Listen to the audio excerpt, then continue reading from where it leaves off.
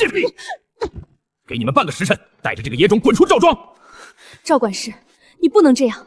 这庄子是当年陛下亲自赐给我们的容身之所，你就算是18公子的门客，也不能公然违抗陛下的旨意。这大秦的天下，未来都是我们家胡亥公子的。你们这对见不得光的宫外野种，也配占着皇家庄园？今天这地契，你们交也得交，不交也得交。我们公子说了，咸阳城容不下你们。你放肆！义儿是陛下的血脉，是大秦的9公子，你一个下人，怎么敢如此僭越？9公子，一个流落民间17年，连皇家玉蝶都没上的野种，算哪门子的公子？倒是夫人你，果然绝色，怪不得能入陛下的眼。不就是一个地契吗？我签。签晚了，我现在对夫人更感兴趣。来人啊，将夫人送到房间。狗仗人势的东西，竟然敢肖想我娘！大不了老子拿连发手弩灭了你，再跑到江南，待始皇帝驾崩，就自立为王。放肆！谁在说如此大逆不道的话？陛下，臣并未听到有人开口。武士，退下。声音是在朕耳边响起的，侍卫都没听到。莫非朕发癔症了？毕竟老子乃是道家先贤，怎么会有人如此自称？对了，还有胡亥那个小畜生，要不一并杀了？朕倒要看看谁这么大胆！哪里来的老狗？没看到本大爷正在替胡亥公子办事吗？找死是不是？你们过去把这个老东西的腿打折了，扔出去！你叫朕什么？陛下，臣该死，臣不知道是陛下驾到，臣只是奉命行事，求陛下开恩啊！这就是始皇帝，我那个便宜父亲，不愧是千古一帝，气场确实强。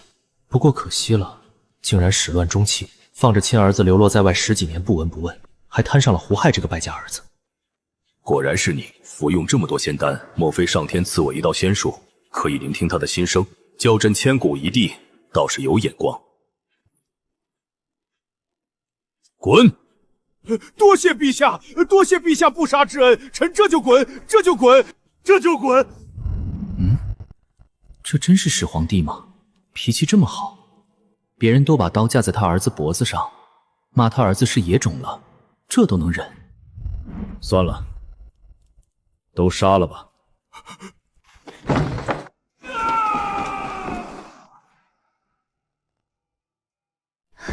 妾身拜见陛下。今日若非陛下赶到，我们母子怕是已经命丧黄泉。琼枝，快起来！这些年朕忙于一统6国，疏忽了你们，是朕的错，委屈你们母子了。你是义儿吧？竟然长这么大了。从今日起，你们再也不用在这庄子里受人欺凌，即刻收拾行囊，随朕回宫。臣妾谢陛下隆恩。义儿，快谢恩。谢父皇隆恩，父皇万岁万岁万万岁！谢你大爷！回那儿吃人的皇宫嫌命长吗？你天天吃那些含铅含汞的毒丹药，满打满算也活不了几年了。那可是剧毒汞啊，也就你身体强壮才能扛得住。等你一死，我在皇宫岂不是任人欺凌？这逆子到底在胡说八道些什么？朕活不了几年了，朕吃的丹药可是耗费无数天才地宝炼制出来的，怎么会有毒？陛下，您怎么了？可是龙体抱恙。朕没事。传章函，派黑冰堂卫士护送9公子母子回京，没有朕的允许，不准任何人靠近他们。诺。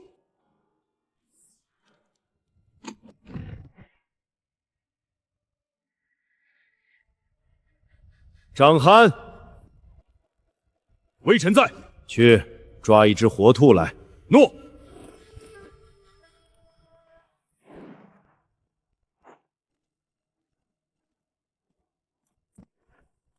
喂给他。陛下，这可是徐福仙师献的长生仙丹，珍贵无比啊，怎能喂给畜生？朕让你喂。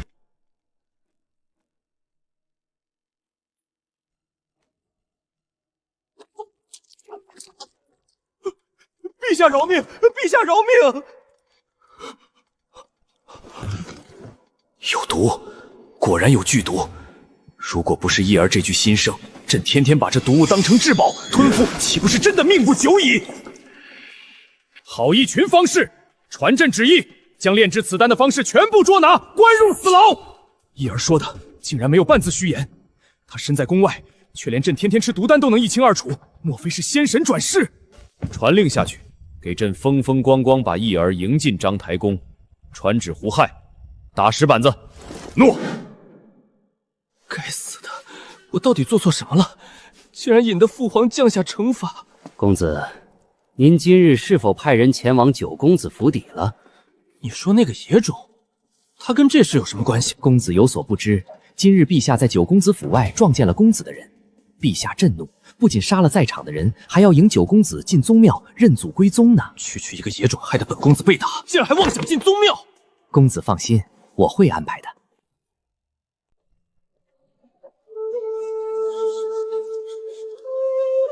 也不知道始皇帝发什么疯，竟然派人把庄子围了起来，害得我想跑都跑不成。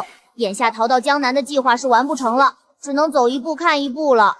请陛下三思。九公子乃流落宫外之身，17年来未受宗室教化，不知礼仪。这等公子怎么能堂而皇之的乘坐皇家銮驾进入章台宫？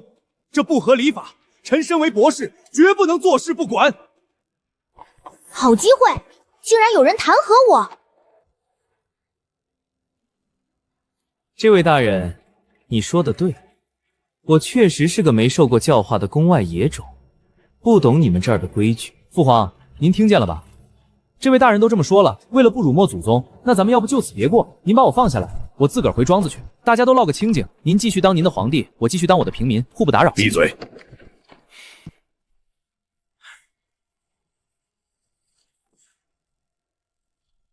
陛下，九公子如此轻浮，不知礼仪，大秦宗庙岂能容他？臣今日便死谏于此。臣宁愿血溅章台宫，也要唤醒陛下，绝不能让此等顽劣之徒祸乱朝纲。陛下，此举确实不合礼法。九公子未入宗庙，怎可使用皇家銮驾进宫？望陛下三思。望陛下三思。看来确实是朕太着急了，义儿的功绩暂时无法公开，只能委屈一下义儿了。好，太好了。虽然不知道你是哪位公子的人，但只要你能把我赶回庄子去，你的死就重于泰山。老子后院那亩产1000斤的土豆马上就要丰收了，连发首弩也好不容易做好了，等我那便宜父皇死后，天下大乱，这些东西足以保证我荣华一生。亩产1000斤，这逆子手里竟有如此惊世骇俗的神物。如今大秦连年征战，争取粮草，若能得此物，大秦何愁饥荒，何惧6国余孽？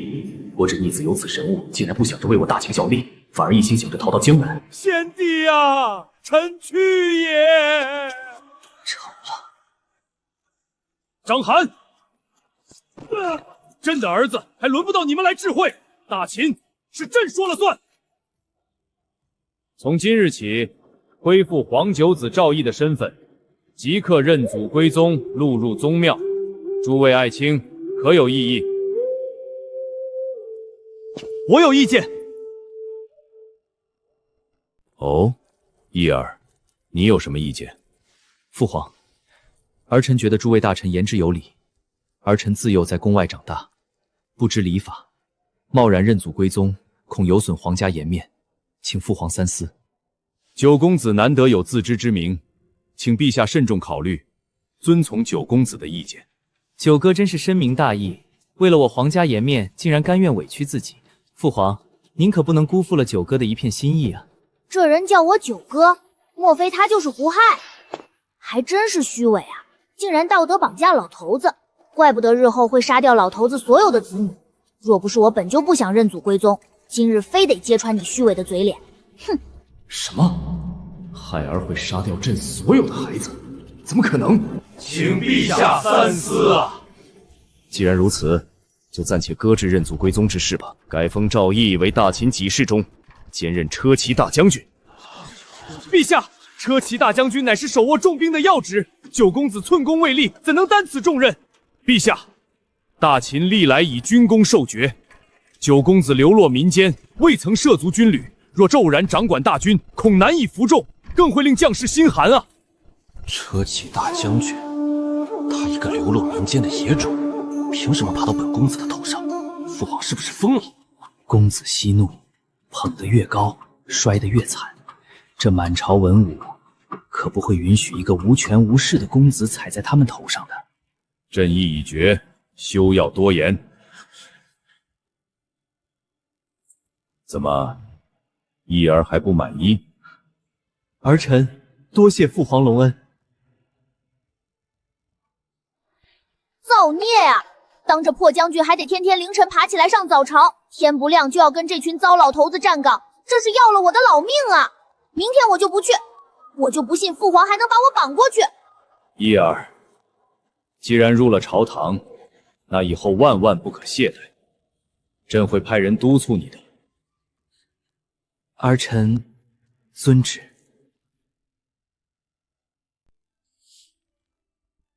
启禀陛下，这就是九公子房间搜出的弓弩。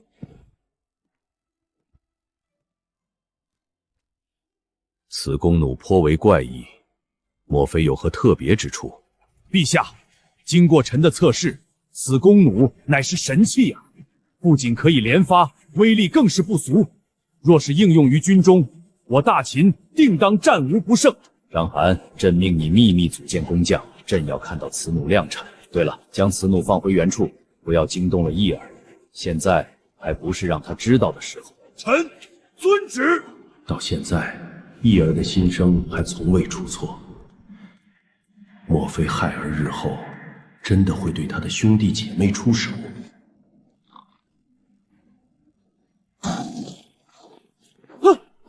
干什么？你们干什么抓刺客呀？来人啊！公子，陛下有旨，命微臣监督公子上朝。我不去，现在天都还没亮，鸡都没叫，上哪儿门子朝？我病了，我得了风寒，头疼欲裂，我要请病假。陛下说了，公子若是头疼，微臣可以准备步辇。我腿也疼，下不了地。陛下口谕，若公子不起，便是绑，也要绑到章台宫。公子得罪了。你们敢动我，我可是车骑大将军，信不信我治你们的罪？放肆！你们放肆！老子衣服都没穿，怎么进宫？衣服已经在马车上备好，公子可以在路上慢慢换。诸位爱卿，有事启奏，无事退朝。启禀父皇，儿臣有本要奏。哦，难得扶苏你有本要奏，说吧。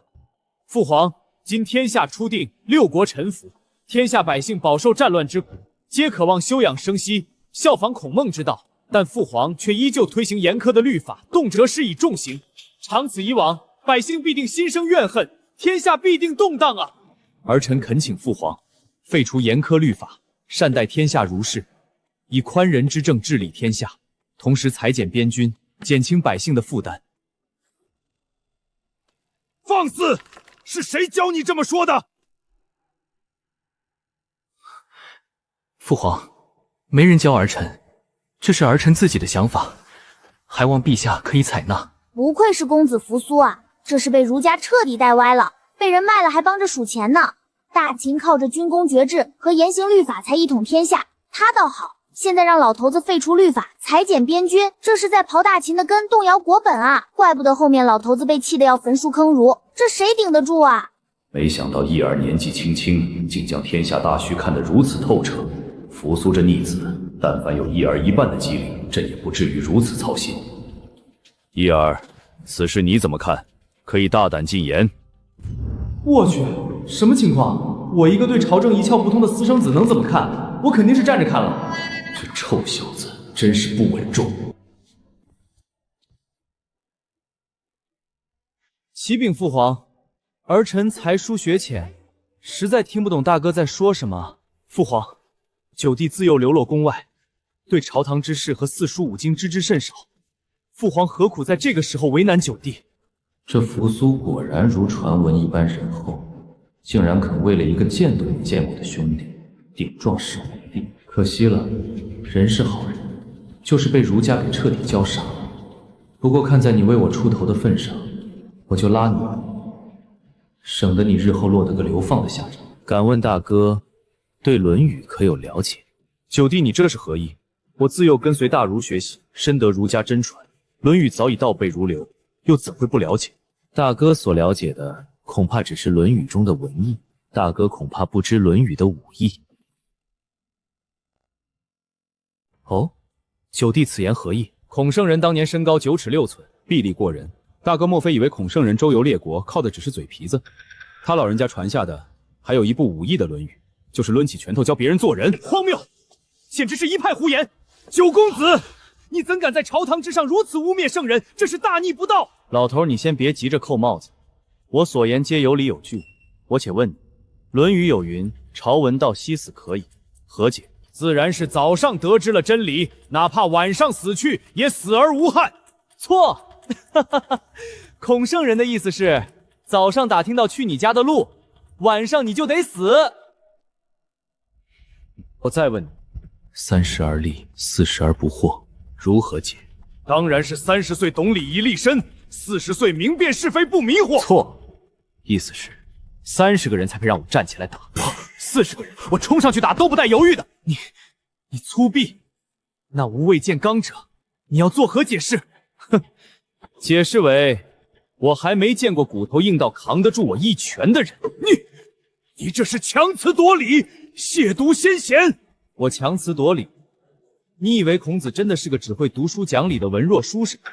当年甲骨会盟，齐国暗中埋伏武士，准备劫持鲁军。孔老夫子是如何做的？他当堂力称抗争，身后更是早早埋伏了全副武装的甲士、文士，必有5倍。他老人家是靠着绝对的武力，硬生生逼着齐国把侵占的土地全吐了出来。此事难道不能论证《论语》的含义吗？那只是圣人的权宜之计，你不要亵渎圣人。好，那再说子路。子路早年好勇斗狠，公然拔剑欺凌孔圣人，结果呢？最后被孔圣人收拾得服服帖帖，乖乖磕头拜师。你们觉得一个好勇斗狠的街头恶霸是被讲道理说服的，还是被孔圣人用武力打服的？你，老师你怎么了？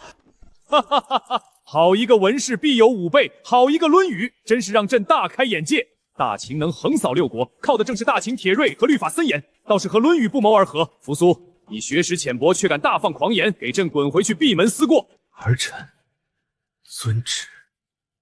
一儿，你今日立下大功，朕重重有赏。多谢父皇。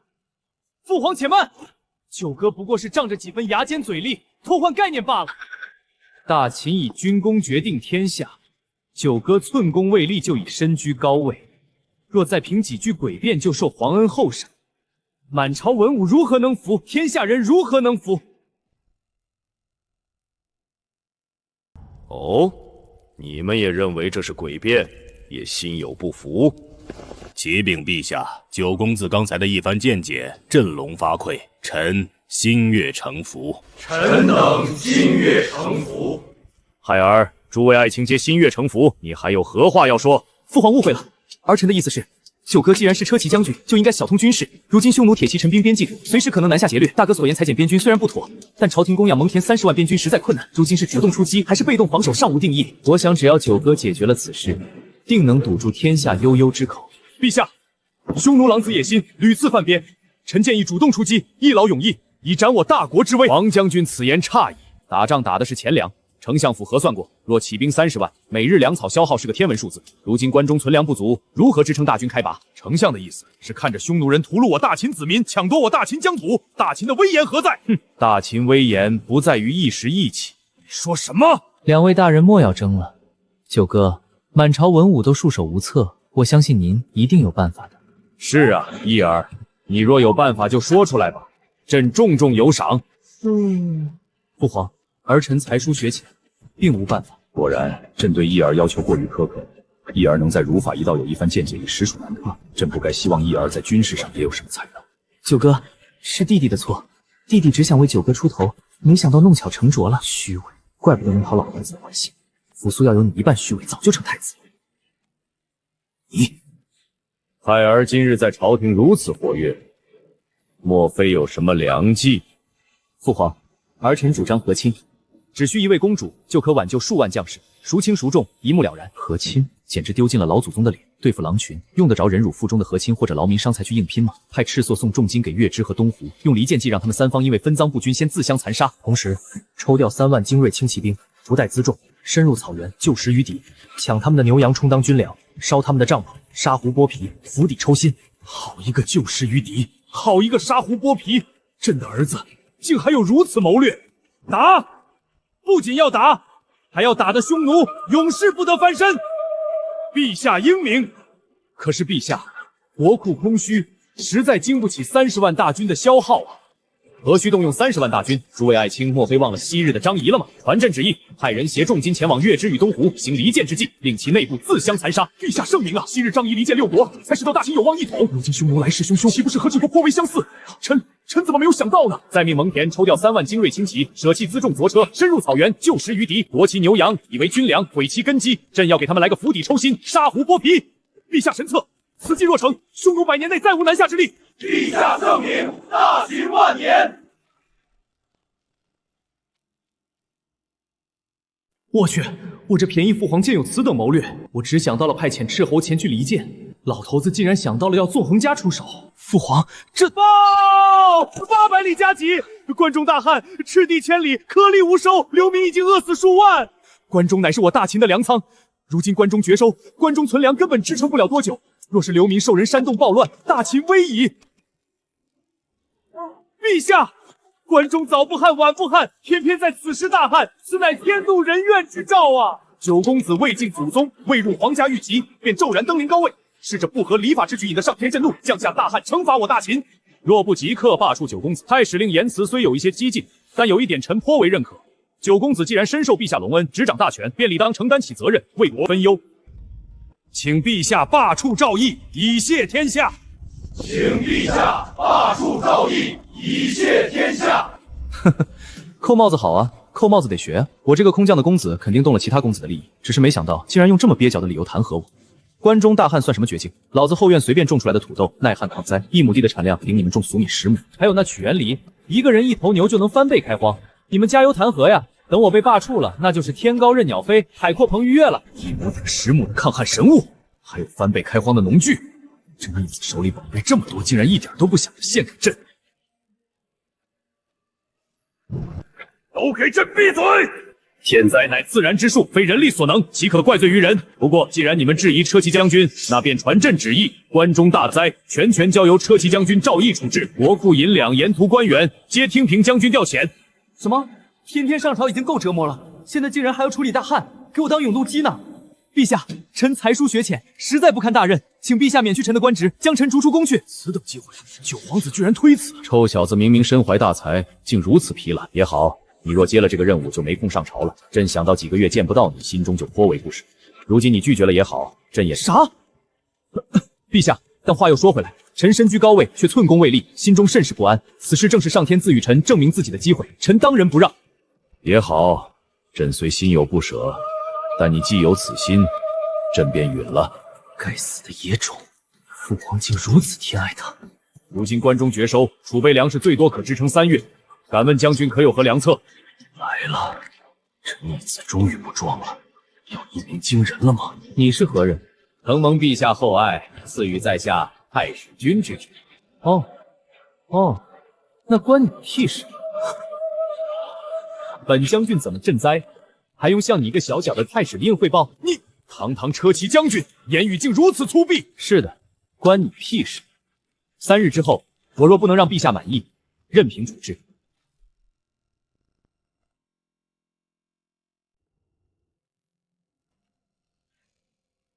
关中灾情如何了？回陛下，赈灾粮已经发放，灾民已经初步稳定，但若是不解决粮食的问题，迟早还会生变。朝中各方都有什么动静？那逆子在干什么？9公子回宫后，仅派了低阶书吏张苍出城前往黄庄，随后9公子便回寝宫睡下，至今未出。睡了？都火烧眉毛了，他竟然在睡觉！其他人呢？太史令胡无敬正四处串联文官，准备在3日期满之时联名死谏。黑冰台查实，此事背后是18公子在推波助澜。胡亥，这畜生竟然敢在朝堂上煽动朝臣，逼杀兄长，莫非以后真的会残杀手足？来人，传朕口谕：18公子胡亥殿前事宜，即刻拖出去，重打20大板。诺。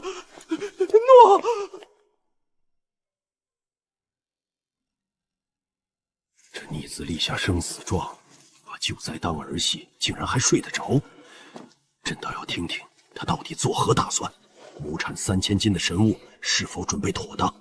红烧翅膀我喜欢吃，但是你老娘说你快升天。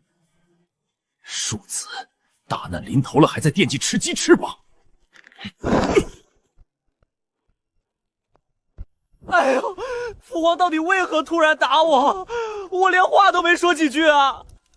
公子，咱们在朝堂上煽动文官的手段，终究还是被陛下察觉了。这20大板是陛下在敲打您啊！父皇竟然如此偏爱那个野种，为了护他，连由头都不找，直接就打我！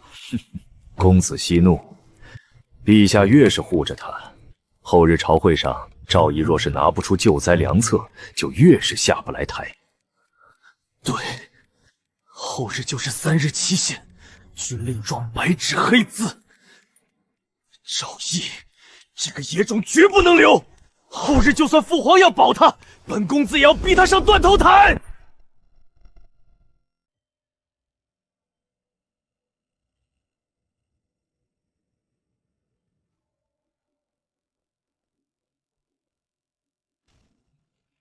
陛下，今日3日期限已到，赵义立下军令状，却在宫内闭门大睡3日，他视关中100万灾民的性命如草芥，此乃欺君罔上，请陛下依军令状斩赵义以平民愤。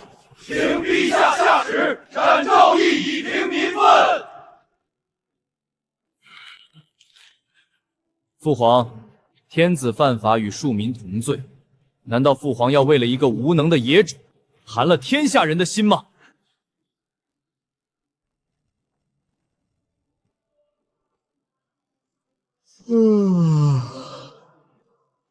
九公子，你死到临头还敢如此怠慢，如今3日期限已到，敢问九公子可想出了什么计策？急什么？这不是太阳还没落山吗？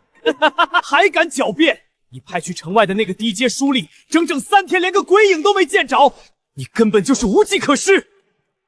父皇，事已至此，您难道还要偏袒九哥吗？朕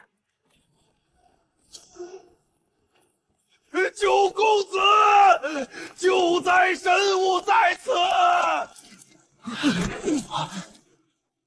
就这一堆黑泥块，九公子，你莫非要让关中100万灾民吃土？张苍，把本公子安排的东西拿上来，堵住这群老东西的嘴。诺。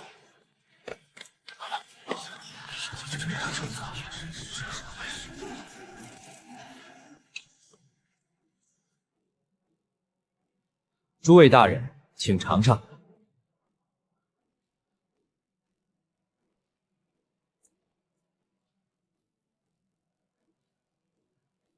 这口感绵密，饱腹感极强，这竟是绝佳的口粮。哦，酥脆可口，人间美味啊！这泥巴疙瘩竟然能吃，这就震惊了，这才是土豆吃法的1/1000。不仅蒸着吃、炸着吃，还能炒着吃、烤着吃。不过秦朝好像没有铁锅，炒菜暂时是吃不到了。这逆子如此懒惰，却唯独对吃的如此上心。九公子，就算此物能吃，但救灾要的是粮食产量。敢问此物亩产多少？若只有区110斤，也不过是杯水车薪，依旧是死罪。大人多虑了，此物名为土豆，亩产1000斤。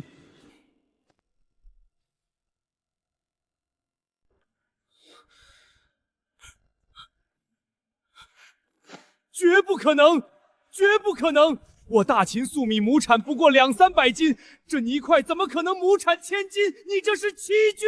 亩产1000斤，你说的是真的？丞相，这绝不可能！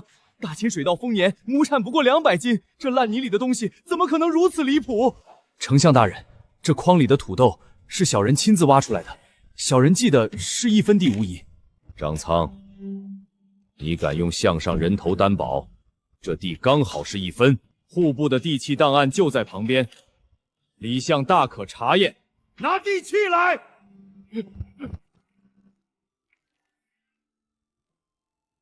丞相，九公子的皇家田庄确为1分地，分毫不差。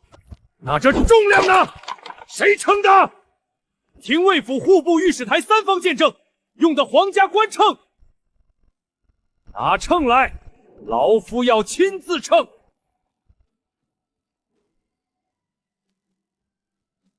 李相，看清楚了，115斤。1分地是115斤，1亩则是1150斤，分毫不差。1150斤，1亩抵我大秦良田15亩，这不可能，定是妖术！放肆！祥瑞当前，你还敢胡言乱语？土包子，这就吓傻啦！要知道，亩产1000斤只是起步，若是种植得当，亩产再翻倍也不是不可能。李斯，臣在。九公子的祥瑞，算清楚了吗？九公子所献神物，亩产1000斤以上，铁证如山，此乃天佑大秦，此乃大秦万世之基呀！天佑大秦，天佑大秦！陛下，就算这土豆亩产1000斤又如何？他救不了关中，救不了大秦。武敬，你放肆！九公子为大秦献上祥瑞，你还敢攀咬？祥瑞，这是催命符！大秦的病根不在地里，在庙堂啊！丞相，您莫不是忘了，九公子立下的军令状是救活关中，但如今关中大旱，土地早已干裂如铁。父皇太史令所言非虚，大旱之下，地如顽石。没错，关中经此旱灾，无牛无人，地硬如铁。九公子，你这神物用什么种下去？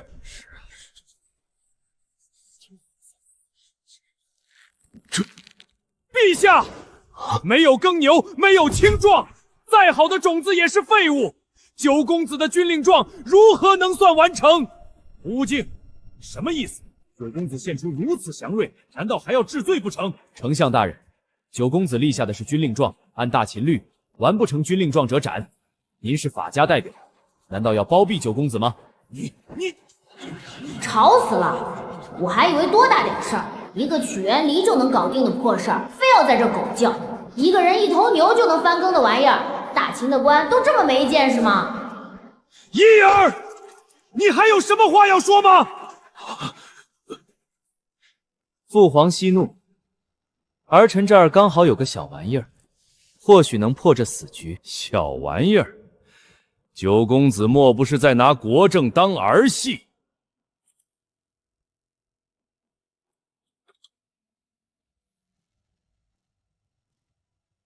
这叫曲园梨。哼，什么曲园之园，换个名字就能离地了？找几个木匠连夜打出来，明日去皇家试验田试试，不就知道了？来人，立刻传匠作少妇，连夜打造此梨。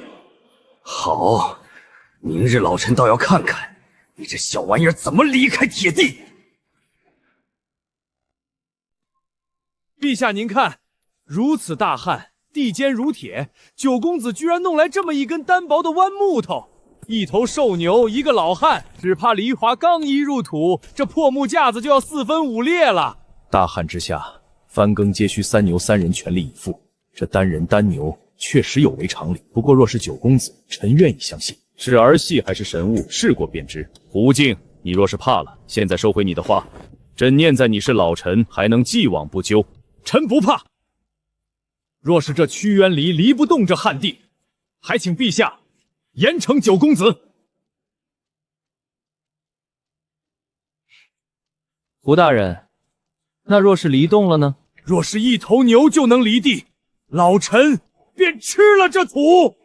好了，开耕。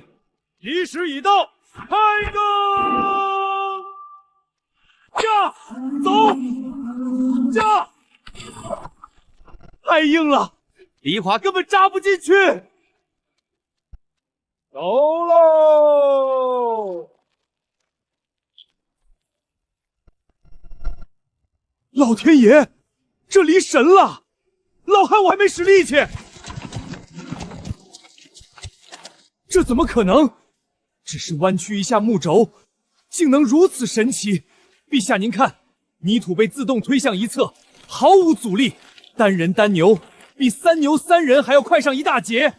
障眼法，那边的土肯定提前松过。住口！这不是障眼法，大秦的汉地有救了！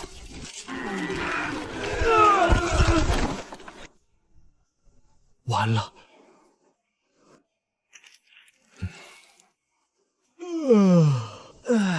胡大人，那土干巴巴的不好咽，要不我让人给你倒杯水就着吃。测算完毕。念。单人单牛，曲原离对比直原离，效提3倍。效提3倍。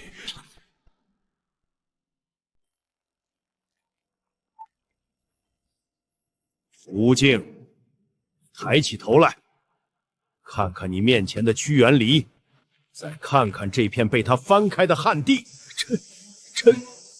老臣看见了。你既然看见了，为何还满口仁义道德、祖宗礼法，处处针对我大秦功臣？陛下恕罪，老臣老眼昏花，老臣不识时务，老臣也是为了大秦的江山社稷着想啊，老臣绝无二心。好一个为了江山社稷！但是朕好像听说，你家里前几日多了1000两白银。陛下，老臣知错了，老臣只是一时糊涂，求陛下念在老臣历经2朝，没有功劳也有苦劳的份上，饶老臣这一回吧。苦劳？你阻挠推行高产神物，辱没祥瑞，无端攀咬功臣，该当何罪？陛下饶命！早说了别惹我，老头子的脾气你当是吃素的，给你们活路不走，偏要往死路上撞，活该。左右禁卫何在？在。此人妄议国策，藐视皇威，给朕掌嘴，重重的打，打到他清醒为止。诺，陛下，老臣。饶命！禀陛下，范臣已昏死。拖下去，夺去顶戴官服，打入大牢，听候发落。对了，传令胡亥，打30板子。打胡亥？这背后果然是胡亥的手笔，不，准确说应该是赵高的手笔。是把我当做夺嫡的竞争者了吗？可是我只想混吃等死啊！赵高，他一个阉人，竟敢参合大秦储君的事。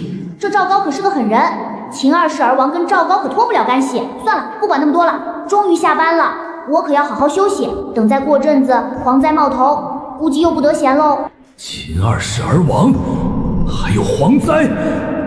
怎么可能？我大秦竟然没有千秋万代！父皇，您为何这么看着儿臣？老头子怎么了？这一身杀气，盯着老子看还怪瘆人的。土豆、屈原离皆已一一应验。这小子既然心里念叨秦二世而亡，就绝不会是空穴来风。对了，还有蝗灾，莫非我大秦灭亡跟蝗灾有关系？张邯，传朕密旨。臣在。着关中各县立刻清点田间虫情，深挖田埂土壤，查验虫卵数量，每日一报，秘而不宣。诺。老头子反应还挺快，不愧是秦始皇帝，竟然知道大旱之后必有蝗灾。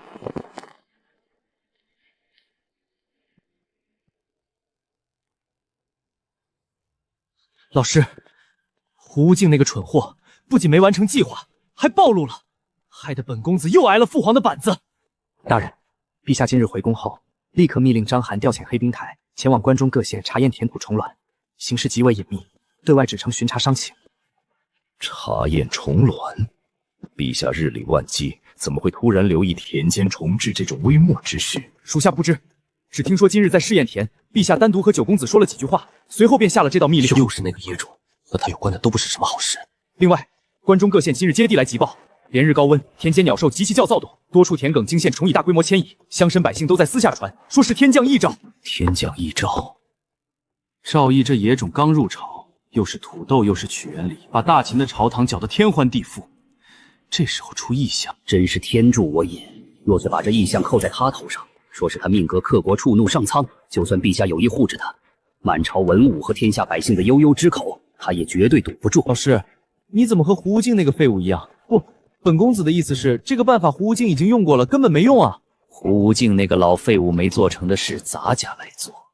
朝堂上斗不过，那就借天意民心，彻底把妖孽之名定死在他身上。传令下去，动用所有暗线，明日天亮之前，让咸阳城的大街小巷、酒楼茶肆全都给咱家传遍一句话：请大人明示。九公子命格待煞，入朝乱丧，天降异象事件，关中大灾将至。老师，若是父皇令黑兵台追查，本公子又要挨板子了啊！那就通知儒家，让他们出手。他们在大公子身上的布局被赵毅破坏，我就不信他们不想报复。儒家的嘴皮子可是能杀人的，这口黑锅他赵毅不背也得背。不愧是老师，就是高。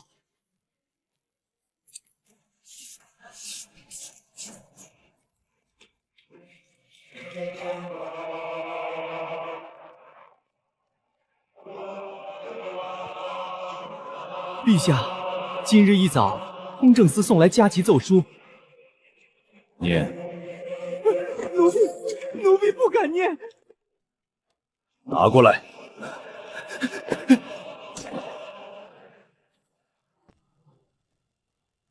天降异象，克国妖星，请诛九皇子以平天怒。天降大灾，请诛妖孽，以平天怒。陛下，关中各郡急报，地气翻腾，鸟兽惊走，此乃大灾临头之兆啊！百姓皆流传有灾祸降世，而自九公子入朝以来，便违逆祖制，倒行逆施。如今上天降下警示，若不顺应天意，大秦危矣。淳于越，九公子入朝不过几天就献上祥瑞，活民无数，你凭什么污蔑九公子？丞相此言大妙，臣只是顺应民意，劝诫陛下，何来污蔑之说？如今关中大旱初定，民意沸腾，若不及时处置，则大秦危矣。请陛下祭天攘灾，诛杀妖孽。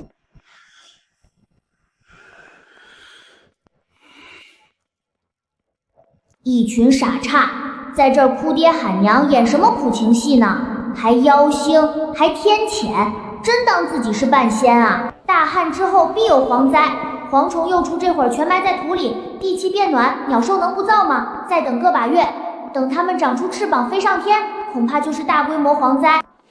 一儿所言和黑冰台的调查分毫不差。眼下大旱刚过，蝗灾又起，难道我大秦20世而亡是天意吗？陛下，天意不可违呀！请陛下即刻下旨。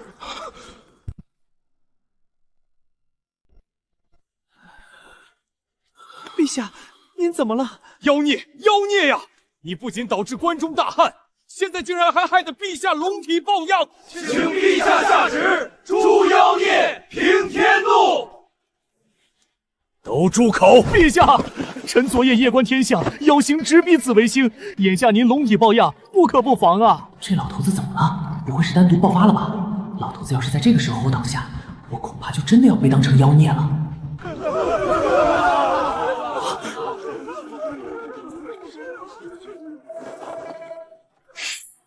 都给朕闭嘴！什么天降妖星，什么祭天攘灾，一群蠢货！陛下，天意！立刻备马，去皇家田庄。去皇家田庄！陛下，此刻天色已黑，宫外危险，怎可出城？陛下，天谴之事尚未定夺，怎可离宫？祖制不合，万万不可啊！陛下，城外荒凉，恐有刺客折服。陛下千金之躯，祖制！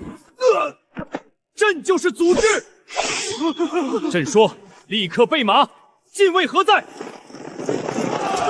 把这满朝文武全都给朕押上，少了一个，朕砍你们的脑袋！出发！陛下，此举荒唐啊！这老头子要干什么？不会是气疯了，想要把闹事的都砍了吧？不行，我得偷偷的溜走。对了，把车骑将军绑上。完了完了，老头子不会真的相信妖孽之言，想要烧死我吧？父皇不要啊！父皇！苍天有眼啊！陛下终于醒悟了，这是要当众处决妖孽呀！果然，面对滔滔民意，哪怕再得胜处，陛下也会舍弃掉你。眼下扶苏触怒陛下，赵毅那小儿一死，未来的大秦就是杂将说了算。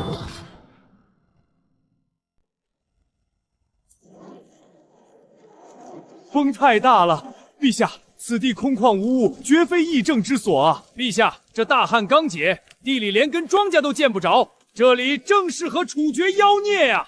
陛下，夜路深重，龙体要紧，妖孽之说尚无定论。臣恳请陛下起驾回宫，商议后再做决定也不迟。不会吧，不会吧，真的把我带到野外了，无名休矣啊！这逆子心里哭天喊地，但却看不出一点惧色，也不知在心里做戏给谁看。陛下，请以龙体为重，臣恳请陛下早点回宫，处决妖孽这种小事交给臣便好。中车普令甚严，臣知罪，只是这荒郊野岭，臣实在替陛下担忧啊。你们不是说天降异象吗？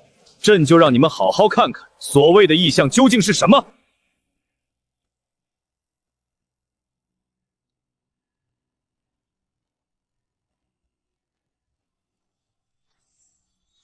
哇！这是要挖什么？这地坚如铁，此时动土毫无道理啊！陛下，不如先处决了妖孽。住口！真相尚未大白，你便一口一个妖孽，莫非也想像胡悟净一样吗？臣不敢，臣只是忧心社稷，绝无他意呀。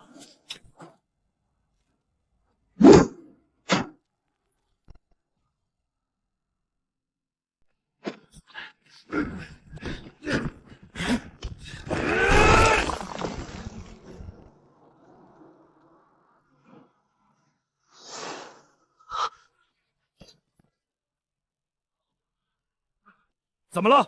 到底挖出了什么东西，竟吓成这副模样？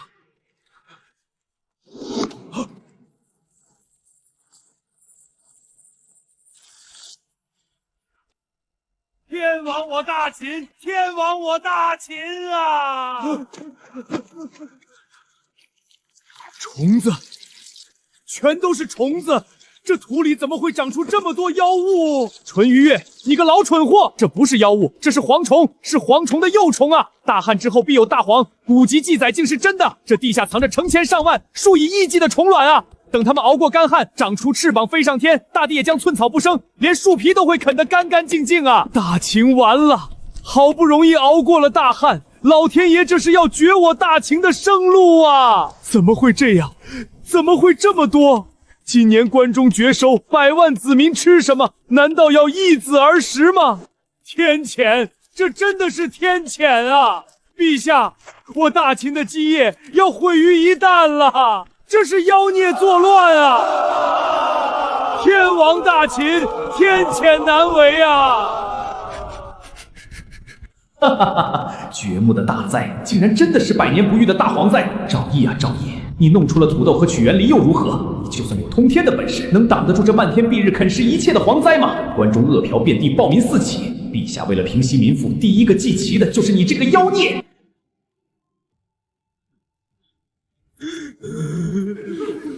吵死了！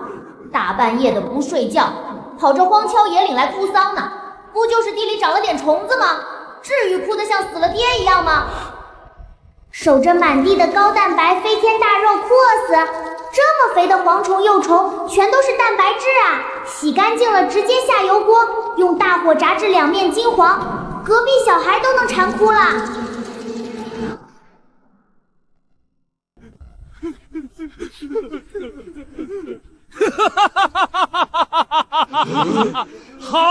好得很啊！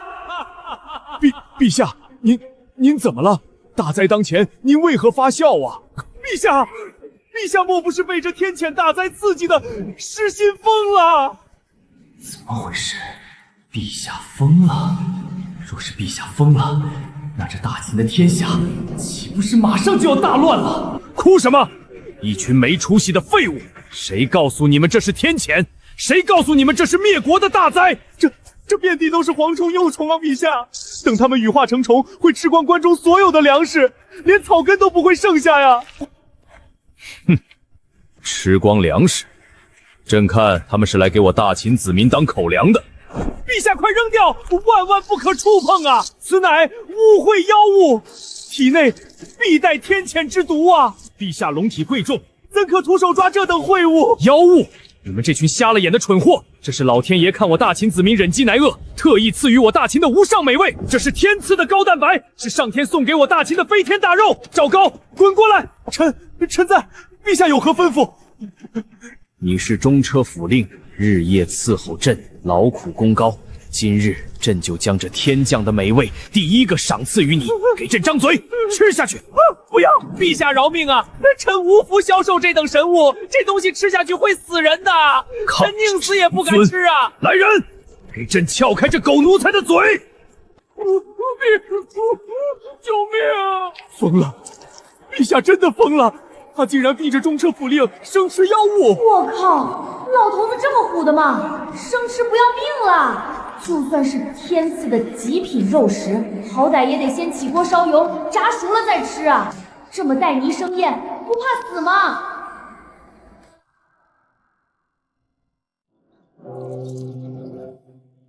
来人啊，架锅烧油！陛下果然是看穿了我的小动作，这是在警告我。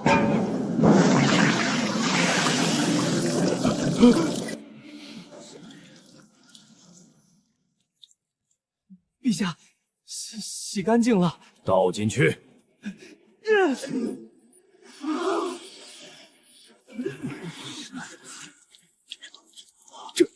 这是什么味道？为何如此奇香？这不可能，污秽妖物怎会散发肉香？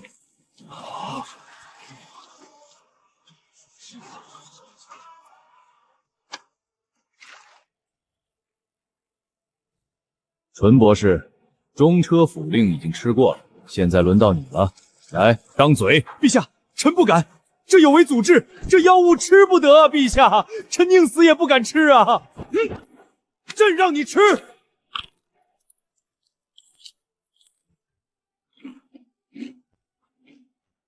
如何？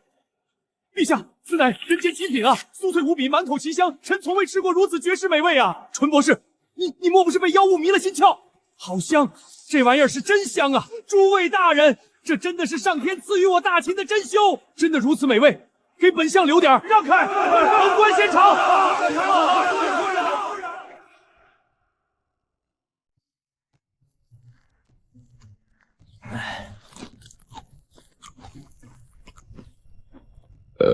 老二，别说，爹昨晚带回来的这玩意儿，加上爹私藏的这几坛老酒，简直是绝配。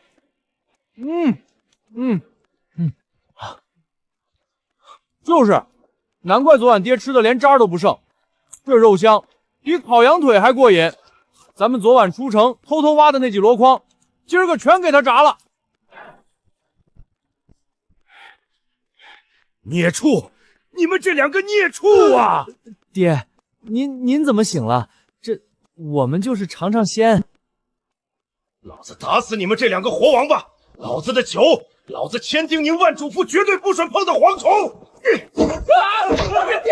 打了，别打了！不就是几只虫子和几坛酒吗？我们昨晚自己出城挖了3大筐呢。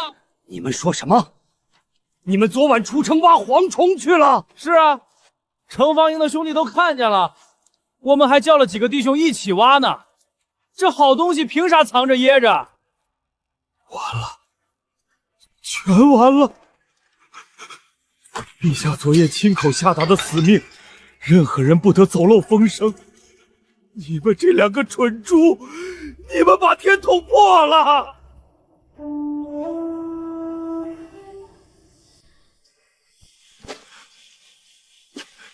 天杀的孽畜啊！老子一世英名全毁在你们手里了！老爷不好了，出大事了！外面整个咸阳城都传疯了，说，外面到底怎么了？大街小巷全都在传，说昨夜陛下带百官出城挖妖孽，关中马上就要起100年大蝗灾了。百姓们现在全都疯了，正在抢购存粮，甚至有人开始携家带口准备逃难了。老爷，外面都在说是咱们府上几位少爷昨夜带头出城挖的虫子，现在所有人都知道是咱们羌家泄的密。抗旨不遵，这是抄家灭族的抗旨大罪啊！我羌家完了！臣罪该万死，臣管教无方，让那2个孽畜走漏了风声，坏了陛下的大事，求陛下赐臣死罪，开恩放过臣的全家老小。这大嘴巴还真是一点秘密都藏不住。不过这有啥好哭的？早晚的事儿。哈哈哈，泄露的好！朕正愁着满天下的百姓不肯吃这蝗虫，你那2个儿子倒是替朕开了一个好头。陛下，您不杀臣？陛下，蝗灾之势满城风雨，百姓恐慌啊！陛下，若是百姓不信蝗虫可食，恐酿成民变。哼，百姓恐慌是因为他们没见过，没吃过。哼，百姓还说一儿是妖孽呢，结果呢，真正的妖孽不过是蝗虫罢了。你们这群大秦的国之重臣，既然都已经尝过了这绝世美味，那就该去给天下百姓做个表率。陛下，臣等要如何表率？传朕的旨意，文武百官、九卿三公，即日起，全给朕去咸阳街头，支起铁锅卖蝗虫。去街头卖蝗虫？陛下，臣等乃是大秦朝廷命官，怎能如市井贩子般当街叫卖？这犹如斯文啊！陛下，臣等宁可挨板子，也丢不起这个人啊！丢人？关中大旱，蝗灾将至，百姓饿死在路边就不丢人吗？大秦基业毁于一旦就不丢人吗？李斯，身为左相，你先表态。臣等领旨。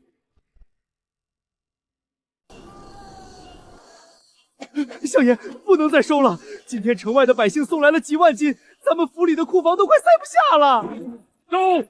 为什么不收？陛下有旨，百官带头收购，谁敢停？可是相爷，这些蝗虫根本卖不出去啊！白天百姓都要下地干活，做苦力，哪有时间来街头买炸蝗虫吃？那晚上呢？晚上难道卖不出去吗？相爷，您糊涂了。大秦律法森严，日落便要封城宵禁，一到晚上，街上连个鬼影子都没有，咱们炸好的蝗虫卖给谁去？日落封城，日落封城，这简直是个死局！再这么下去，我丞相府要倾家荡产！备车，我要进宫面圣！陛下！臣走投无路了！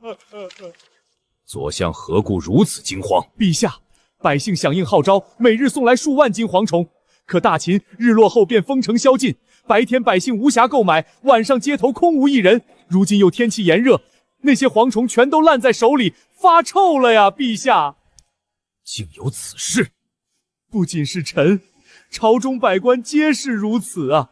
再这么下去，蝗虫非但卖不出去，百官更是血本无归，这国策要推行不下去了，陛下。死脑筋，这帮古人真是死脑筋。东西卖不出去，不知道变通吗？白天要干活，晚上当然要消费啊！大秦现在天下一统，又没打仗，搞什么宵禁啊？直接把宵禁解除了，搞个夜市大排档，啤酒、烧烤、小龙虾，哦不，炸蝗虫配老酒，老百姓晚上出来一溜达，这数万斤蝗虫还不够他们塞牙缝的。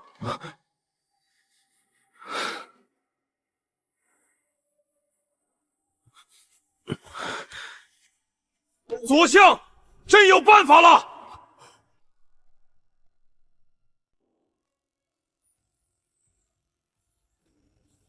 奉天承运，皇帝诏曰：即日起，咸阳城解除宵禁，全城通宵点灯。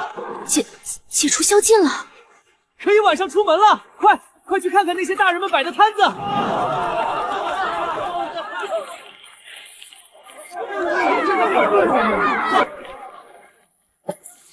给我来一串，给我来2碗。哎，听说了吗？据说解除萧定跟九公子有关。九公子那个灾星，陛下都下旨了，说能发现这蝗虫，多亏了九公子，包括土豆与蝗虫也是出自九公子手笔。原来如此，看来我们之前是误会九公子了。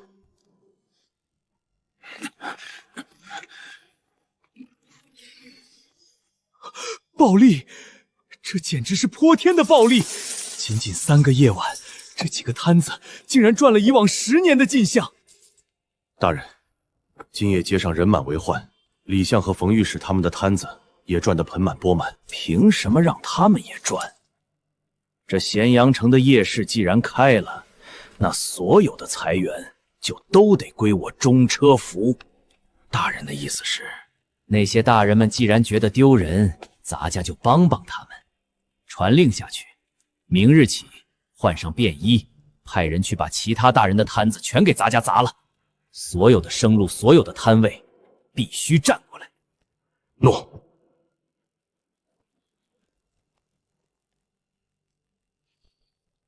这咸阳的夜市，只能是我一个人的。陛下，臣等遵旨上街售卖蝗虫，本已初见成效，可昨夜竟有一群暴徒冲上街头，逢摊便砸，臣的摊木被砸得稀烂，几锅热油全被掀翻。陛下，臣的摊子也被砸了。不仅如此，那些暴徒还强占了臣等的位置，扬言这咸阳的夜市只能由他们一家做主。陛下，那些暴徒虽然穿着便服，但行事作风、所用兵刃皆是中车部的制式。臣请陛下为臣等做主，严惩中车部令赵高。臣请陛下严惩赵高。陛下明鉴，左丞与御史大夫这纯属诬陷，派人砸了满大街的摊子，证据确凿，还敢狡辩？臣派人上街，绝非砸摊，而是为了规范市容。诸位大人，你们把大秦的国都搞得乌烟瘴气，满地油污，难道不该管管吗？臣是为了大秦的颜面，才派人去整顿街市。你血口喷人，强词夺理！这太监装什么黑社会？抢地盘还扯什么规范市容？真是又当又立。这种无本万利的买卖，既然都掩护，那还不简单？直接搞个朱雀美食街的牌子收归国有，划定区域全部收特许经营费，想摆摊交钱，想站好位置交钱，谁交钱给谁摆，这不比他带着小弟砸摊子赚得多？拿笔来！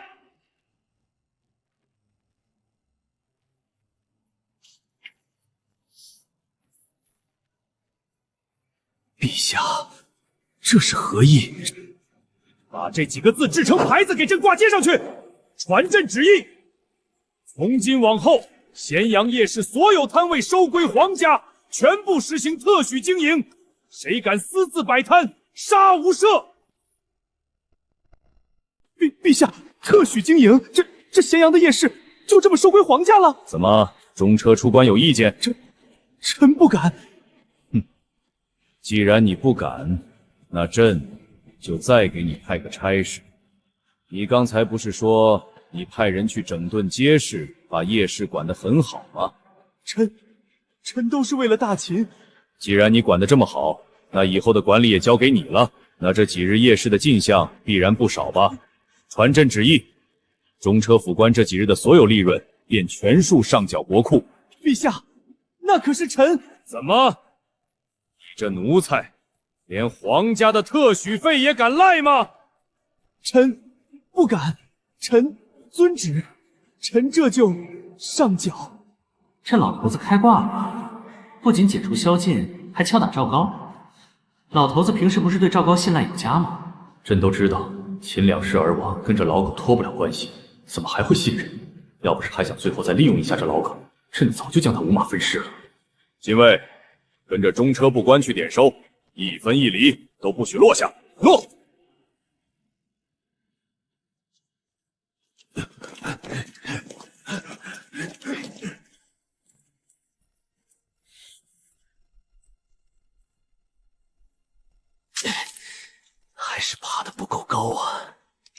任人欺凌。我赵高发誓，必将一步一步的爬到最高。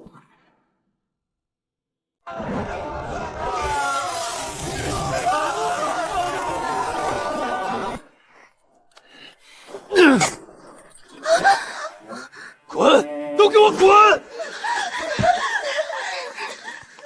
全咸阳都在夸他，都在夸那个刚认回来的野种，什么朱雀美食街，什么解救大蝗灾，明明都是父皇的主意，却将功劳都按在那个野种头上，当本公子是死人吗？公子息怒，息怒？我怎么息怒？他凭什么出尽风头？父皇凭什么天天听他的？才是父皇最疼爱的儿子！我要出去，要让整个咸阳城看看，谁才是这大秦正统的皇子！公子不可啊！外面人多眼杂，您此刻出去，万一惹出事端，陛下怪罪下来。惹事？本公子就是要惹事，不仅要惹，我还要带人去镇场子，去把那2个女人给我带出来。我要带着他们去朱雀大街。公子不可啊！那是先帝定下的重罪女，那是受了耐刑的罪女啊，他们绝不可见光啊！若被发现，那是大逆不道之罪啊！公子，大秦律法，大秦律法能管得了我？去，把那对赵国双胞胎给我带出来！公子三思啊，会死人的！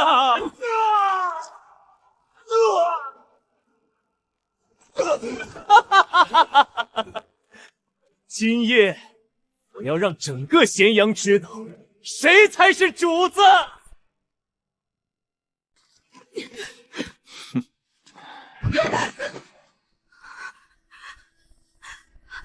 奴婢叩见公子。抬起头来，让本公子好好看看。好，好得很。赵国高高在上的公主，如今成了这副连毛都没有的丑八怪模样，这还真是别有一番风味。今夜你们就是本公子最好的依仗，我要让咸阳城那些瞎了眼的贱民看看，本公子连赵国公主都能当狗一样拴在身边，他赵毅算个什么东西？公子不可啊！老师，你来干什么？本公子出去散散心，你也要管？公子，臣听闻您要带这2名罪女上街，臣魂都快吓飞了。不过是一些小事，老师何必费心？公子，那是先帝定下的重罪女，是受过耐刑的赵国余孽呀，这可不是小事。那又如何？大秦已经灭了赵国，他们现在就是我的玩物。本公子带自己的玩物出去透透气，犯了哪条秦律？公子，大秦律法森严，受过耐刑的重罪女，终生不可见天日，更不可招摇过市。您若是将他们带到那人满为患的朱雀大街，那就是在公然挑衅朝廷的法度，是在打陛下的脸啊！哼，打父皇的脸？父皇最疼爱的人就是我，我就算把这天捅破了，父皇也会替我兜着。哼，公子，今时不同往日了。那赵毅如今被封了车骑大将军，风头正盛。您在这个节骨眼上公然触犯国法，若是被有心人参上一本，陛下即便再疼您，也必定会雷霆震怒的。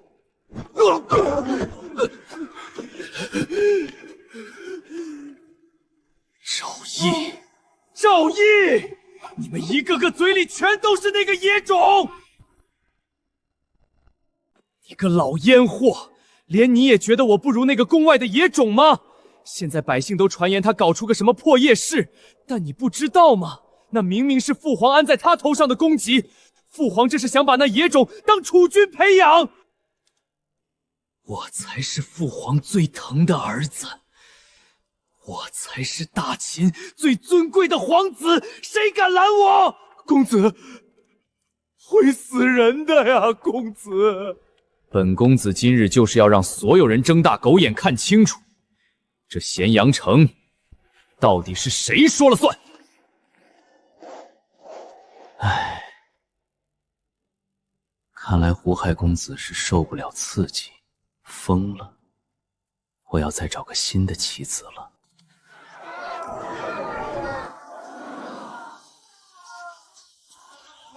好啊，真好啊！大秦立国以来，这咸阳城的夜晚还从未如此充满生机。陛下真的不错啊，又酥又脆。平日里若是多备一些，还能当零嘴吃吃呢。是啊，谁能想到那让关中百姓闻风丧胆的百年大灾，如今竟成了这满街飘香的绝世美味，不仅解了灾情，还充盈了国库。这朱雀美食街堪称我大秦的一大奇迹啊！这都是陛下洪福齐天，恩泽万民，老天爷才会降下这等化险为夷的奇策。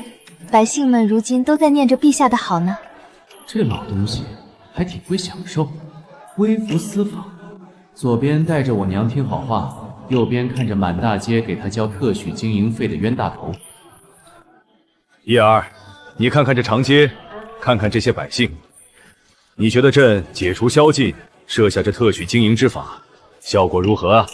父皇英明神武，此等伤道其毛，儿臣真是佩服的五体投地。这街上的百姓吃得开心，父皇你数钞也数得开心，简直是双赢，赢麻了。这老头子跟开挂了似的，莫非这就是时代的主角？琼枝，你看前面那家排队的人最多，火候掌握的似乎极佳。走，咱们也去排个队，尝尝他们家的手艺。全凭陛下做主。杀人了，快跑啊！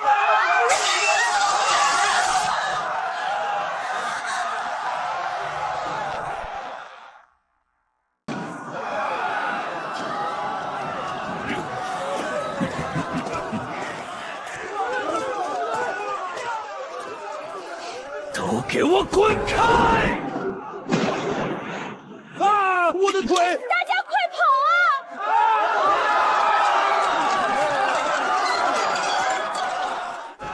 你这是在干什么？你是什么人？竟敢在这朱雀美食街公然闹事！瞎了你的狗眼！你居然连本公子我都不认识，你也配站着跟我说话？给我跪下！这位公子，你怎么能随意叫别人给你下跪？而且这条街可是当今陛下亲自题字下旨设立的皇家特许经营街，我们是按规矩交了经营特许费的。你竟然敢在这里砸摊子，难道你就不怕大秦的律法吗？律法？你不要为非作歹，已经有人通知官府了。你拿官府和父皇来压我，我告诉你，本公子可是18皇子，本公子就是这大秦的王法。你皇子犯法与庶民同罪，你不要欺人太甚。那我今天就要欺人太甚了！全都给我砸！把这些碍眼的破烂玩意儿全都给我砸个稀巴烂！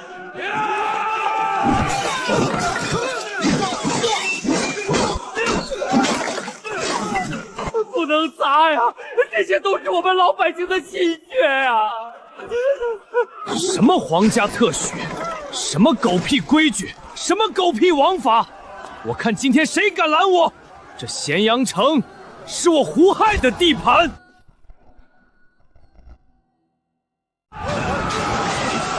快跑啊！前面有人发疯了，见摊子就砸！造孽呀！这可是皇家特许的街道！快去报官！快去叫程方云！天哪，那些都是什么人敢这么横行霸道啊！叶儿，前面肯定是出事了，太危险了，太混乱了，咱们护着陛下，快退避吧！退避？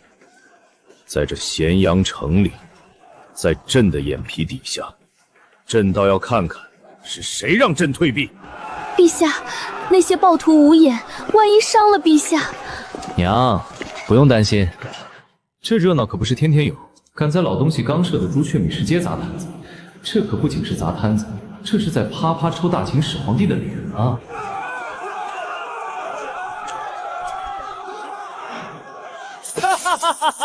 这个逆子！哟，我当是谁这么头铁，原来是我们的胡亥小弟弟。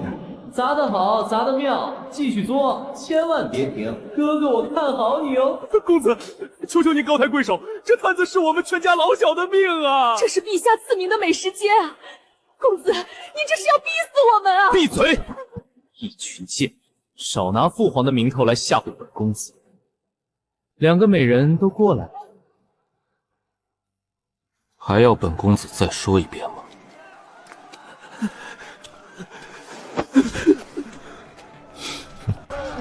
我告诉你们，本公子今日就是砸了你们，能奈我何？去告状啊，去报官啊，去敲登闻鼓啊！我看今天谁敢管我！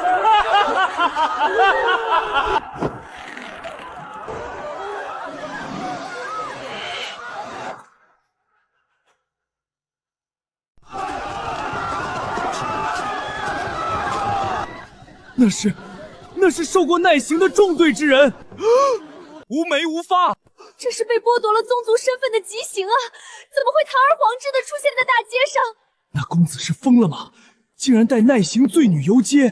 公子，周围的人都在看奴婢们。看怎么了？本公子就是要让他们看，我要让他们知道，哪怕是战败国的公主，哪怕是受了耐刑的贱奴，只要本公子喜欢，就能横着走。我操！胡亥这小子真是嫌自己命太长了吧？受过耐刑的赵国公主，这可是禁忌啊！这不仅仅是带个罪犯上街那么简单，这是想逼反赵国百姓啊！牛，真是牛大发了，实在是佩服。你看看，这都给老头子都气得说不出来话了。怕什么？有本公子护着你们，这咸阳城里就算天塌下来，本公子也给你们顶着。公子威武！今夜谁敢扫本公子的兴，本公子就让他见不到明天的太阳！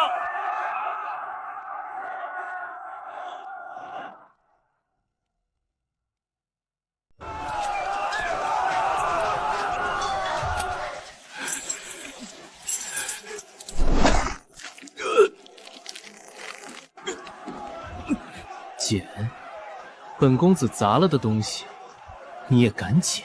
你们这群下贱的蝼蚁，真以为有了个什么狗屁特许经营权，就能骑到皇家头上来了吧？公子，我们也是奉公守法，赚点血汗钱而已。奉公守法？这大秦的法是给我们这些皇家定的，我就是律法，瞎了你们的狗眼！这咸阳城是本公子的地盘，这大秦的天下早晚也是本公子的天下，谁敢管我？你们这群贱民！漂亮了，太漂亮了！你看看这台词，这气势，简直把作死两个字写脸上了。我们的秦二世，加油，继续作死，千万别停，最好再说点更刺激的。我今天算是开眼了。秦二世，一儿叫胡亥什么？秦二世，原来胡亥就是我大秦的亡国之君吗？这怎么可能？朕怎么会传位给胡亥呢？真是兴百姓苦，亡百姓苦啊！这生意看来以后是没得做了。看到没有，这大秦的律法在本公子眼里连个屁都不算。公子英明神武，你们这群贱民还敢看热闹，还不快给本公子都滚开！等本公子亲自动手，我就把你们全家发配边疆。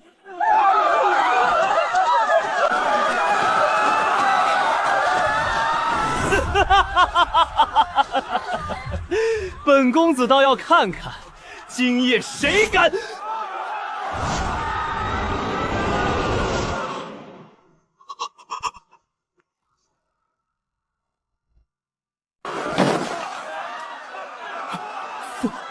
父皇，您怎么会在这里？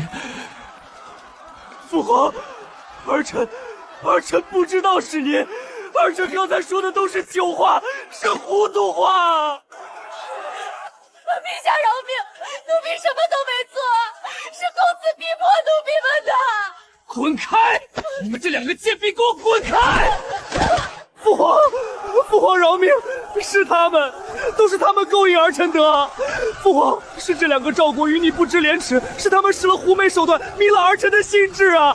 父皇，儿臣是一时糊涂，才会被他们骗出府的。儿臣根本不想来这夜市。公子，您怎么能这么说呢？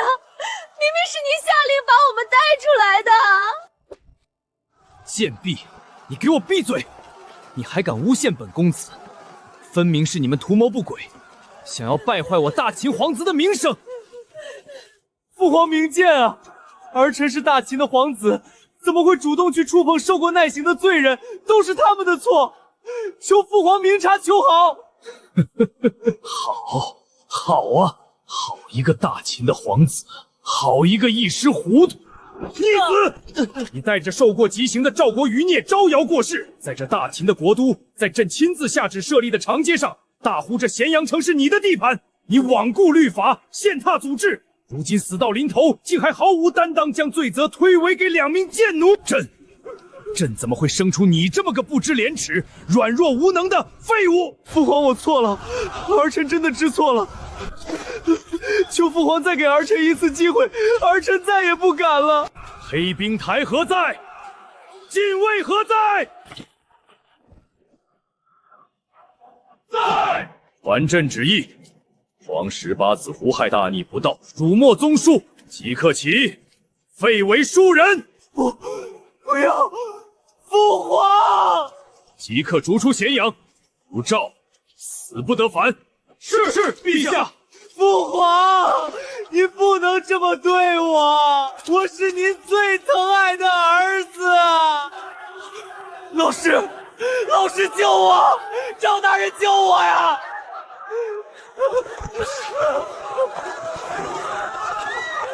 父皇，我知错了。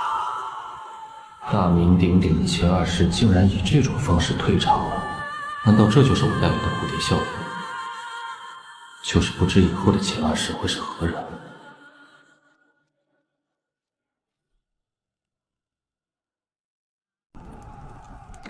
淳于去了这么久，怎么还没回来？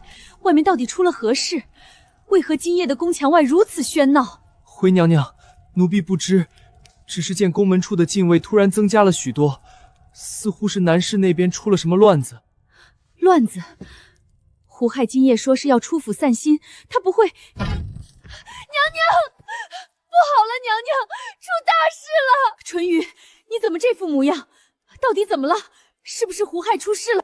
娘娘，公子他在朱雀大街上被陛下当场抓获了。被陛下抓获了，这孩子定是又在外面惹是生非了。不过是胡闹而已，陛下向来疼他，顶多就是训斥几句，禁足几天罢了。你何至于吓成这样？不是的，娘娘，不是训斥，公子他带着受过耐刑的赵国罪女招摇过市，还当着陛下的面大喊咸阳城是他的地盘啊！你说什么？他带了什么人上街？那是重罪女啊！陛下雷霆震怒，将公子废为庶人，立刻逐出咸阳，无诏死不得反啊！娘娘，什么？不可能，这不可能！陛下那么疼他，怎么会下如此绝情的旨意？娘娘，奴婢亲眼所见，公子是被禁卫拖出城的啊！公子什么都没了。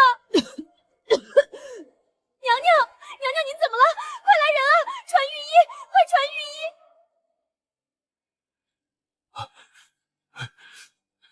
医！这脉象细若游丝，散乱无章，怎么会突然如此凶险？之前明明只是气血不足。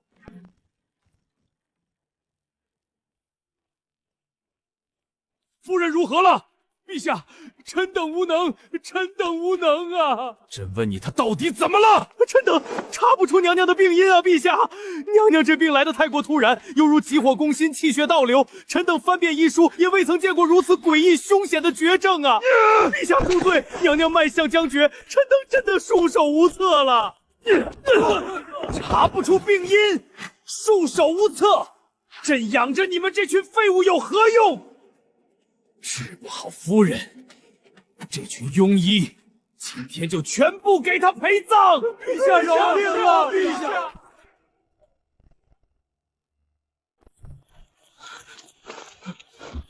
启禀陛下，民间神医崔文子已带到。你就是崔文子？快，立刻给爱妃诊治，若能救活，朕赏你万金。草民叩见陛下，草民定当竭尽全力。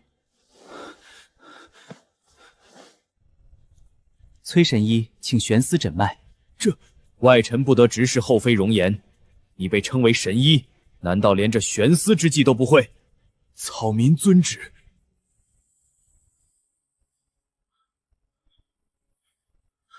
陛下，草民不见面容，不观气色，单凭这一根悬丝，草民查不出病因，草民无能为力呀！不是神医吗？废物！娘娘已经脉息微弱了，根本查不出来啊！崔神医，后宫规矩，外男绝不可直视妃嫔真容，这有违礼法。废物！你们都是废物！老头子在这搞笑呢，挂根破线就能摸出脉象来。中医讲究的是望闻问切，现在人脸不让看，气色也不让观，连个切实的脉搏都不让摸。这该死的封建礼法，简直就是杀人不见血的刀，可惜了一条人命啊！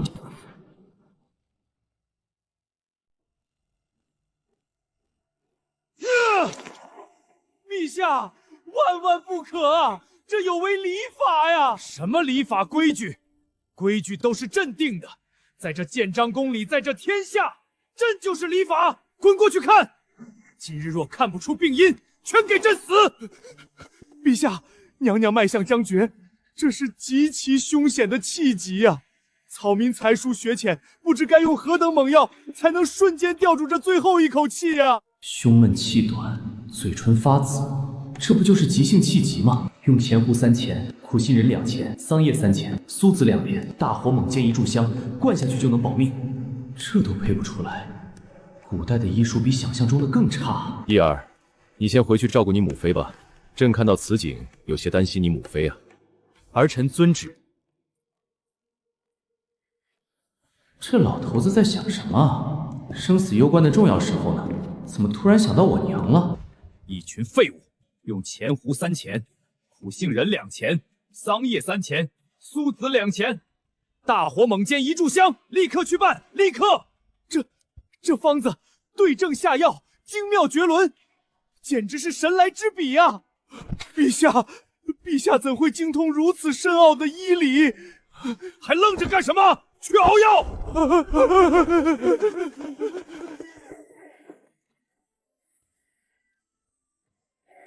真是一群废物！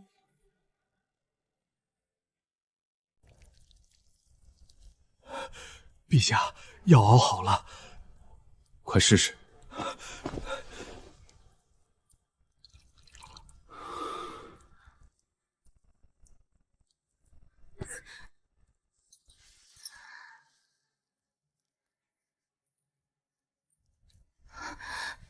陛下，臣妾这是怎么了？醒了！娘娘竟然真的醒了！看娘娘呼吸平稳，气急压下去了。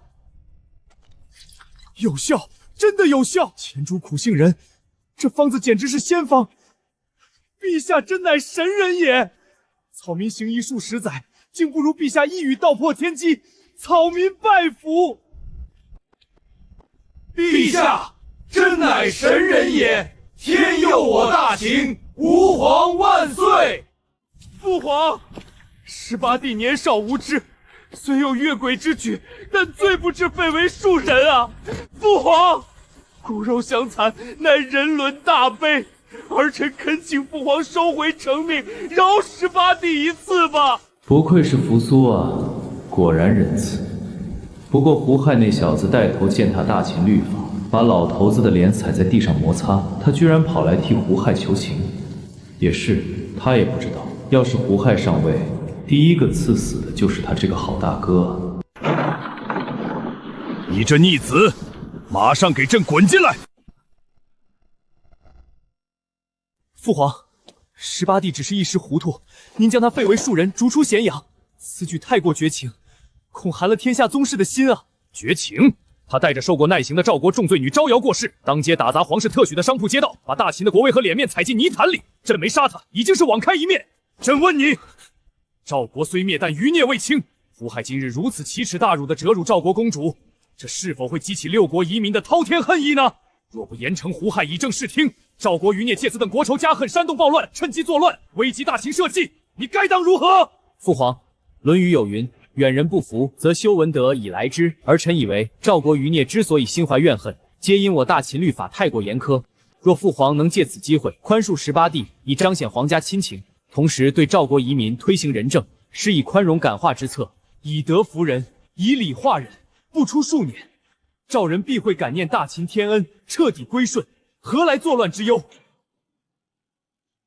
疯了吧？这大哥脑子绝对是进水了。修文德以来之宽容感化，当这是在书院里过家家呢？人家国破家亡，被剃光了头发，烙上奴役，游街示众，你跑去跟人家讲《论语》，人家恨不得生啖你的肉，喝你的血。对付这种随时准备反噬的毒蛇，你施舍所谓的宽容，在他们眼里就是大秦虚弱可击的信号。他们会用你给的仁政去囤积粮草，打造兵器，最后复辟六国。血债只能用铁与血来镇压，把反叛的苗头连根拔起，杀到他们胆寒，杀到他们连直视大秦黑龙旗的勇气都没有，这才是唯一的平乱之法。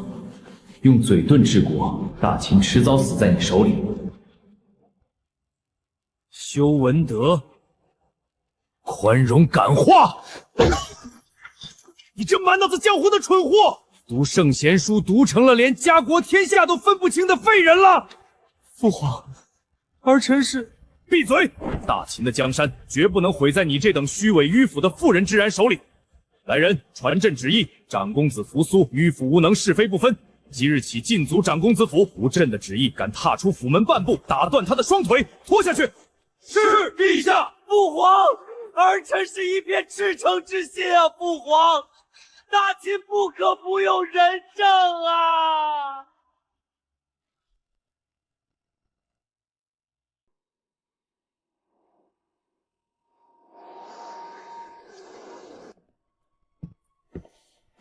陛下，听闻您昨日禁足了大公子。丞相啊，扶苏深受儒家影响，与我大秦无异。我大秦以法治国，我大秦未来还要靠你啊！臣定当不负陛下期望。丞相，快起来！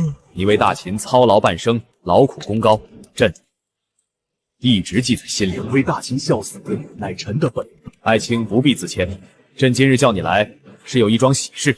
朕的长女华阳公主温婉贤淑，正直芳龄，朕有意将华阳下嫁于你长子李卫，与你李家结为秦晋之好，你意下如何？陛下，臣惶恐公主金枝玉叶，能下嫁李家，乃李家8辈子修来的福分，臣替犬子谢主隆恩。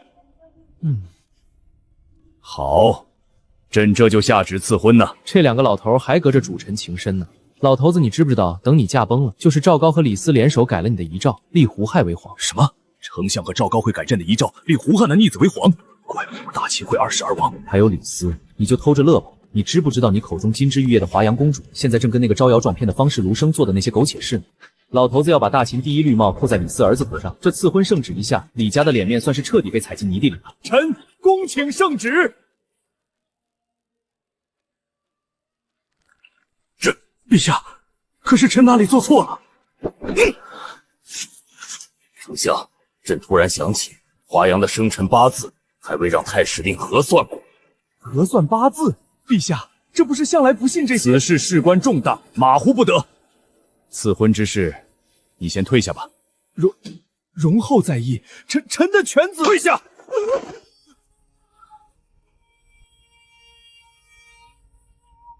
那臣告退。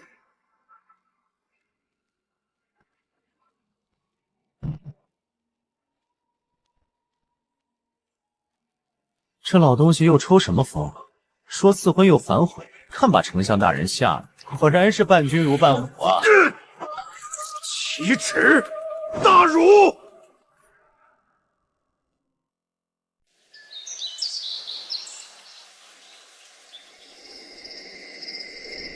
陛下，黑冰台集结完毕，请陛下下令，带上你的人，立刻查封华阳公主府。查封公主府，将那个叫卢生的方士给朕揪出来，打入死牢。公主府上下仆庸，凡知情不报者，格杀勿乱。诺。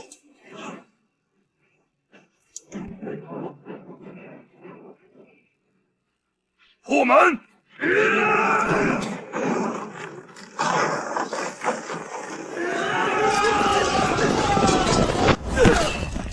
你们干什么？我是公主的贵客，你们敢抓我？张涵，你反了天了！本宫是堂堂大秦公主，你敢带兵闯本宫的府邸？陛下有旨，卢生打入死牢，公主禁足府中，任何人不得探视。父皇知道了。不，我要见父皇。拖进去！我们放开我！我是公主。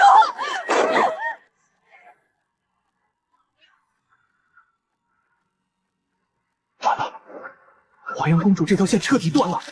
陛下怎么会突然查到卢生头上？不能再等了，陛下手段如此雷霆，下一个死的就是我，必须立储，必须立刻推举一个傀儡上位。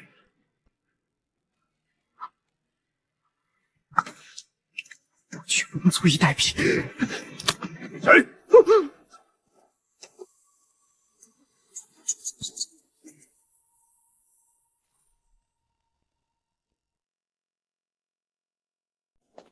大人，朝阳公主的事，您想必也听说了吧？陛下动怒，雷霆手段，真是让人猜不透啊！是啊，朝阳公主曾经何等风光，如今，唉，想必两位大人实在说昨夜朝阳公主的事吧？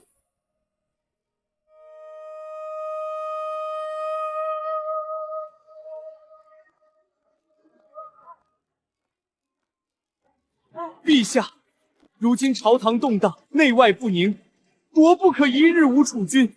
为稳固大秦国，安抚天下臣民之心，臣恳请陛下早定东宫。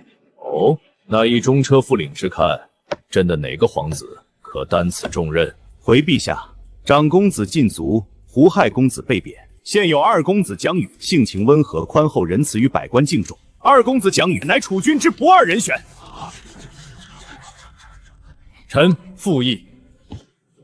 江驴公子确有人君之风，此刻立储，可定天下之心，请陛下恩准。臣抗议！自古立地立长，大公子宽厚仁德，颇有人君之风。如今只是闭门思过，怎么会轮得到二公子？大公子是宽厚仁德，但我大秦根基未稳，需要的是一个雄才大略的君主，而不是一个对六国宽厚的君主。大公子触怒陛下，纯博士还想立大公子为储君，莫非不把陛下放在眼里？一帮老头唧唧歪歪的表忠心，可真虚伪。看来赵高和李斯两人早已经勾结在一起了，他们的真实目的到底是什么？为了大秦江山，请陛下决断，臣死而瞑目。臣死而瞑目。想不到他已聚集了这么多盟友。只要将那个软骨头上位，到时朝中失权，群龙无首，这大秦的天下便是我赵高的掌中之物。这大秦的天，我看是要变了。请陛下早定国本，立二公子项羽为大秦储君。立犟驴，这帮老东西真是瞎了眼。我看是看中了犟驴那个软骨头，方便干政吧。可怜那个皇子哦，被人卖了还要帮人数钱的急灵。为什么？我是如此喜怒无常之人，难道他发现什么了？不可能，我明明没露破绽。陛下息怒，陛下息怒啊！臣绝无此意。二公子虽性情温润，但有满朝文武尽心辅佐。辅佐？是辅佐还是挟天子以令诸侯？陛下，求明鉴，臣等绝无此等大逆不道之心。臣一心只有您和大秦啊，陛下。江驴懦弱，绝无治理朝政的可能，此事休要再提。陛下英明，臣请陛下遵从祖制，立大公子为储君。朕心中已有储君人选。哦，老头子心里竟然有人选了，莫非是扶苏？毕竟历史上就立的扶苏为储君。车骑将军赵毅才堪大任，可为我大秦储君。你说啥？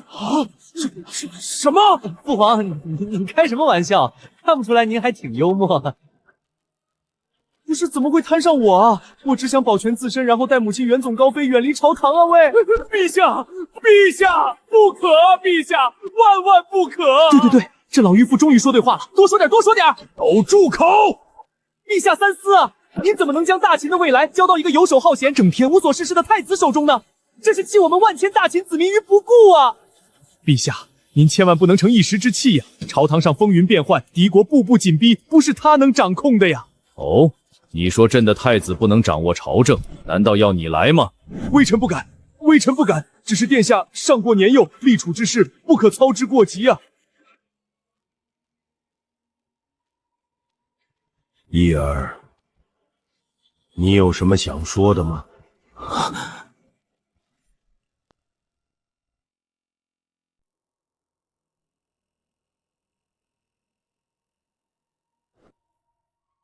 义儿，你有什么想说的吗？陛下不可，陛下万万不可！九公子流落民间10数载，未经皇家教化，甚至做出《论语》的解释。大秦储君关乎国祚，若立这等之人为徒，老臣宁可撞死在这爬龙柱上。陛下，立储当立贤立嫡，立九公子于礼法不合，请陛下收回成命。骂得好，这老头今天看着格外顺眼。野种好啊，野种就不用干活了。当皇帝累得像条狗，起得比鸡早，睡得比狗晚，老子才不干！赶紧让老头子收回成命，我好自己逍遥快活去。儿臣附议。纯博士骂的太对了，儿臣自幼长在乡野，大字不识几个，粗俗不堪，难堪大任，不如兄长们见多识广，才识胸腹。儿臣愚钝，绝对配不上太子之位。为稳固大秦的江山，求父皇另选贤能，千万别选我。怎么可能？竟还有人能拒绝储君之位？你在谋划什么？九公子有自知之明，请陛下收回成命。请陛下收回成命，请陛下收回成命。对，收回成命。这储君谁爱当谁当去。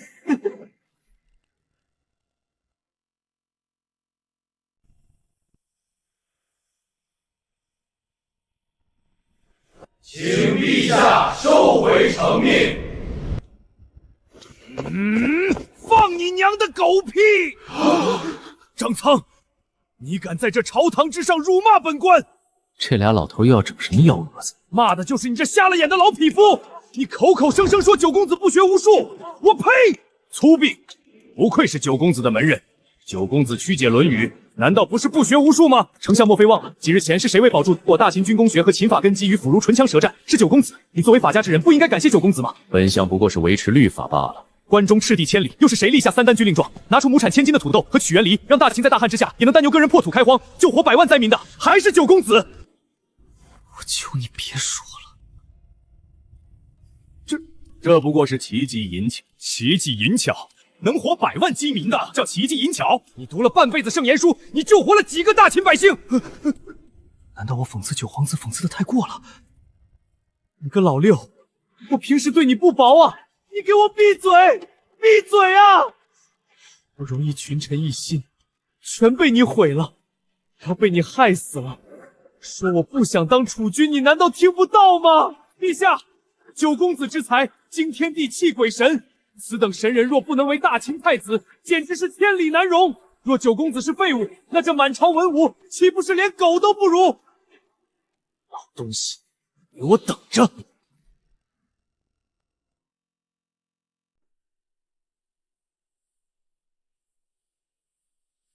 陛下，张大人所言句句属实，九公子确实立下滔天奇功，臣等对九公子也是敬佩万分。但大秦国后靠的不仅是奇巧之功，更是血统与祖制啊！九公子流落民间10数载，未经宗室御嫡册封。大秦以法立国，若骤然立未封御牒之人为储君，名不正言不顺，只怕天下百姓不服，六国余孽更会窃机生事。陛下，中车务见言之有理，臣附议。祖宗之法不可废，血脉不纯，难以服众。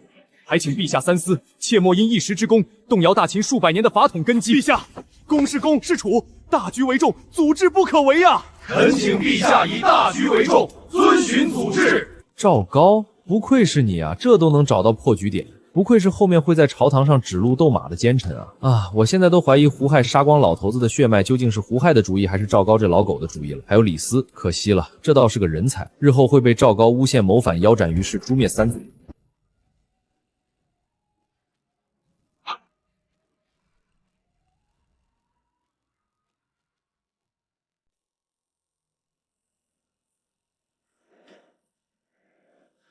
很好，赵高，指鹿为马，屠戮皇室。陛下，组织大局。陛下，您这是干什么？今天就告诉你们，什么是大秦的组织，什么是大秦的大局。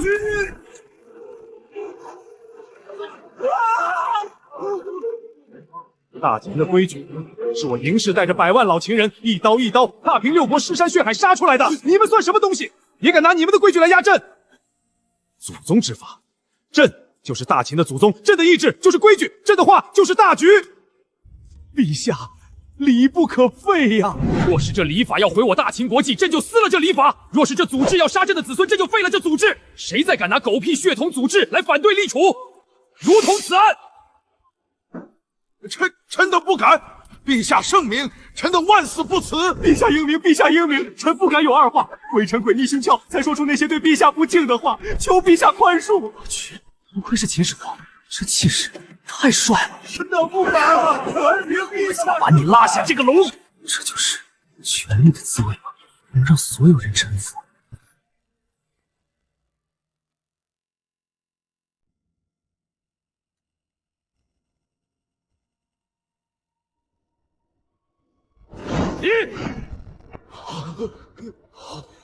拿空白圣旨来！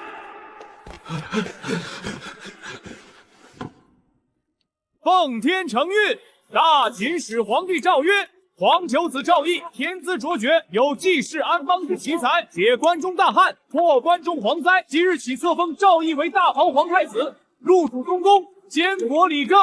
钦此。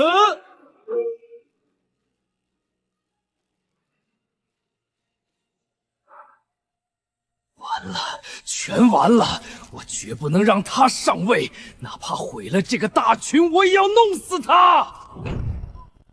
宣朝服。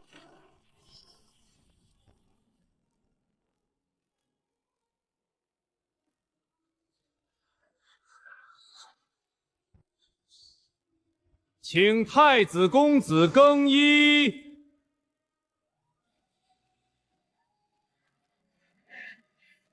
我操！老头子来真的！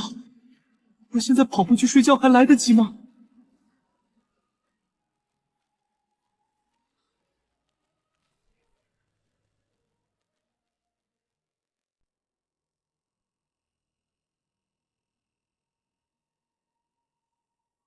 完了，这下真被架在火上烤了。这破衣服一穿，以后连睡个懒觉都成了失望，还得天天防着别人放暗箭，吃饭都得防着别人下毒。这苦日子怎么就轮到我了？赵毅，你还在磨蹭什么？你以为这是过家家吗？穿上它！大秦这万里江山，以后迟早是你的。父皇，这可是您逼我穿的，日后您不要后悔。后悔？你若能脱离朕的掌控，让朕后悔，那也是你的本事。穿！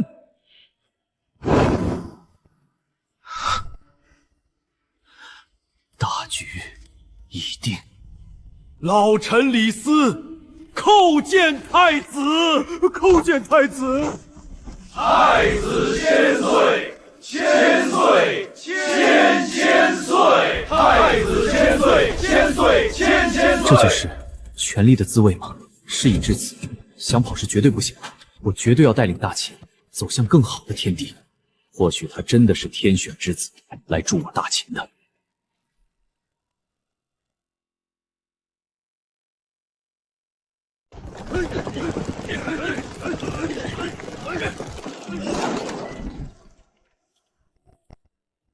恭迎太子殿下入主东宫。奴婢叩见太子殿下。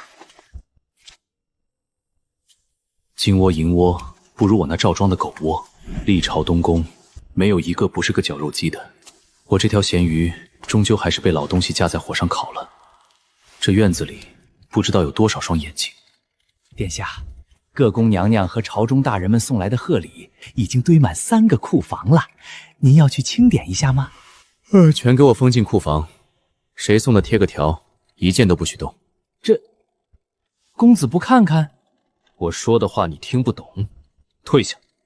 今晚谁敢靠近我的寝殿10步之内，死！奴才遵命。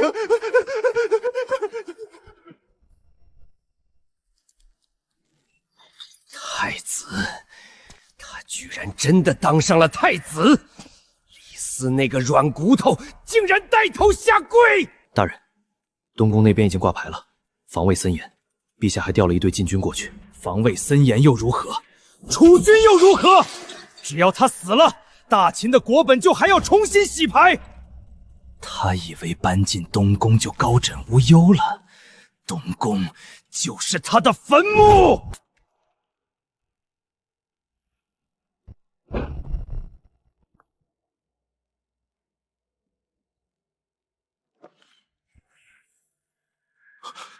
大人，这是见血封侯的，传我的死令，启动东宫里的所有暗桩。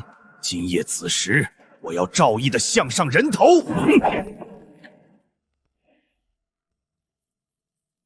赵毅，今晚就是你的死期。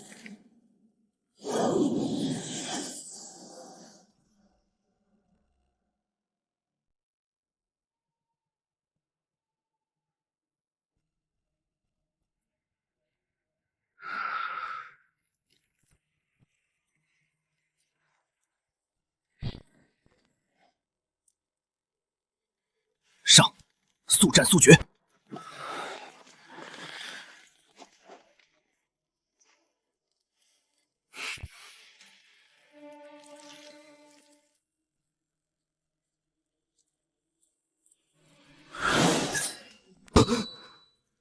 你没睡？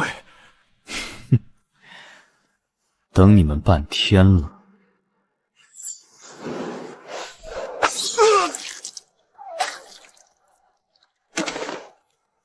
这不可能！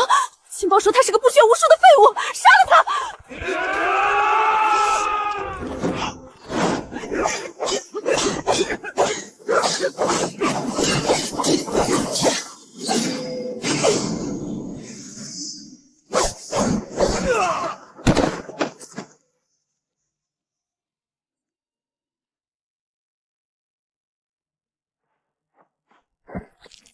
既然你们这么想死，那就不怪我了。这大秦的棋盘，老子要落子了。哼！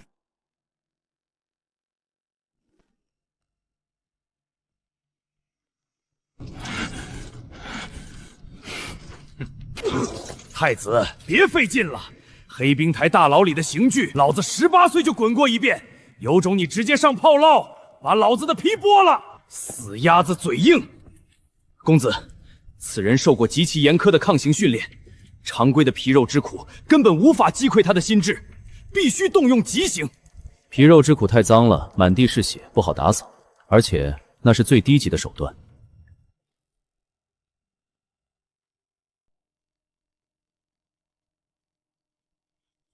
你说你不怕死？刀子进红刀子出，不过碗大个疤。在我这里，死是最高级别的赏赐。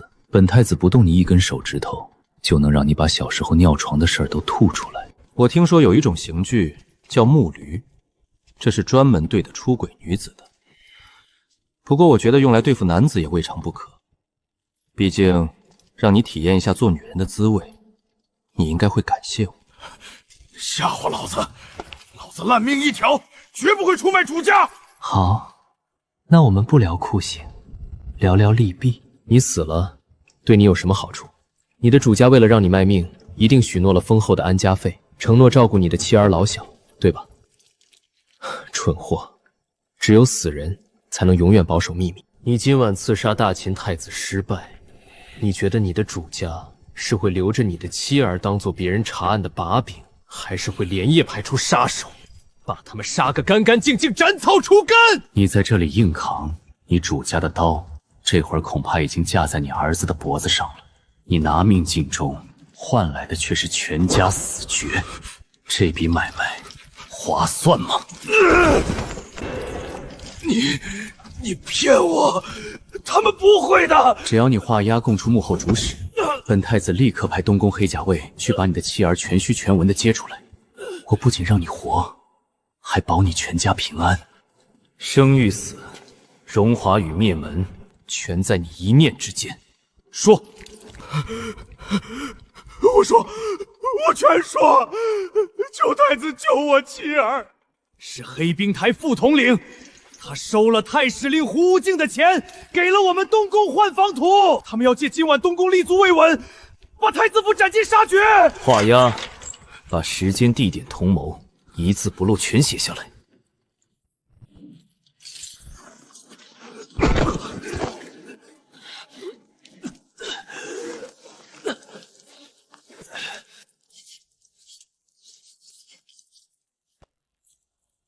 胡无敬，黑冰台副统领。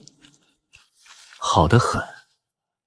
明天早朝，本太子陪你们玩把大的。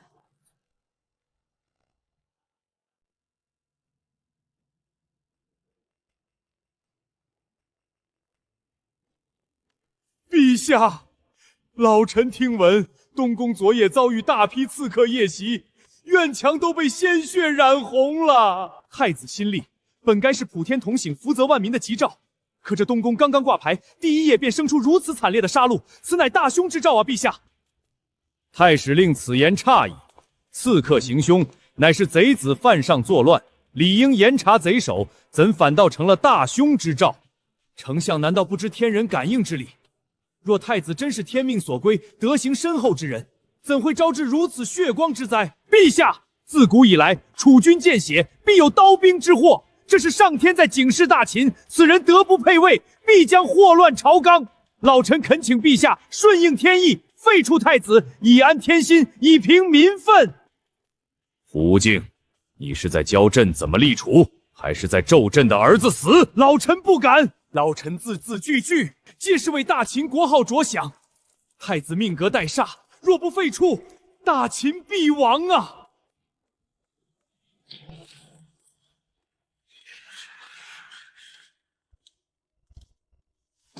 太史令大人好大的嗓门！本太子昨夜遇刺，险些丧命。哼！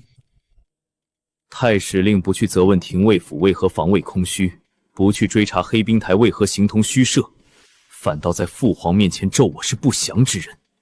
你是觉得本太子没死在刺客的刀下，你很失望吗？老臣是就事论事，东宫见血是事实。你命格招致天谴，还不准老臣直言进谏吗？天谴，命格，好一个天人感应，好一个直言进谏。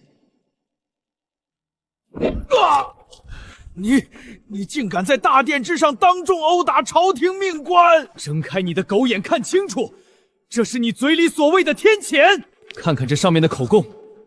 这根本不是天灾，而是你这老狗一手炮制的人祸。这不可能！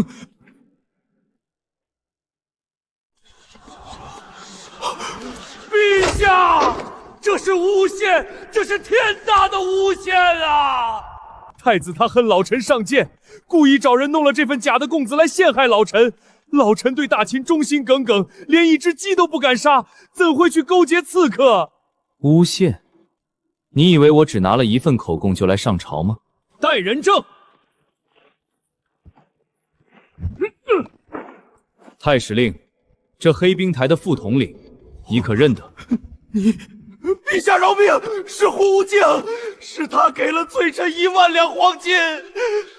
他说只要交出东宫的换房图，撤总3个暗哨，事成之后再给罪臣加官进爵。金子就藏在罪臣府邸后院的枯井里，陛下派人一查便知啊！陛下饶命！陛下饶命啊！刺杀大秦楚军，买通黑冰台亲卫，你满口天意，满口忠诚，背地里却行此等谋逆之举，你这老狗，罪恶滔天！朕念你劳苦功高，已经宽恕过你一次。来人，把这老匹夫还有这叛贼给朕拖出去，当庭斩首，一灭3族！赵大人，赵大人救我！我们是一条船上的。太子饶命啊！老臣再也不敢了。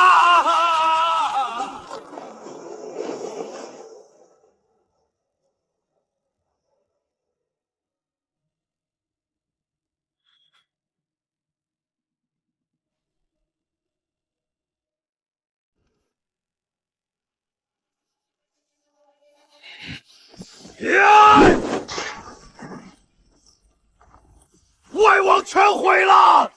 胡进竟然在朝堂上被直接枭首！大人，黑冰台内线被清洗干净，太子把持东宫，咱们在宫外的耳目全瞎了。30年，我花了30年才把朝堂织成网，他赵毅冒出来几天就把我的人砍个精光。陛下变了，他不仅不护老臣，还纵容那野种大开杀戒。刺客死绝，朝臣破胆，李斯吓得称病不出，大势去矣。大人，斗不过太子的，他有陛下赐予的黑甲位，陛下又铁了心传位给他，咱们认命吧。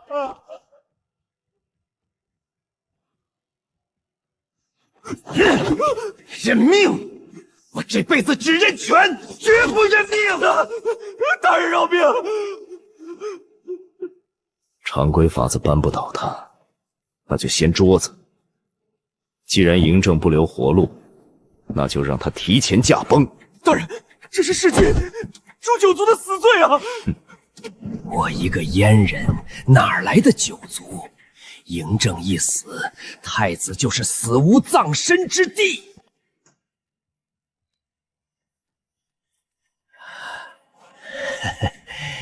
陛下病重，暴毙在御书房，也是情理之中。大人，您疯了！立刻传信宫廷内线，今夜死守章台宫所有通道。这天下该换主子了，这大秦遗诏，咱家亲自来写。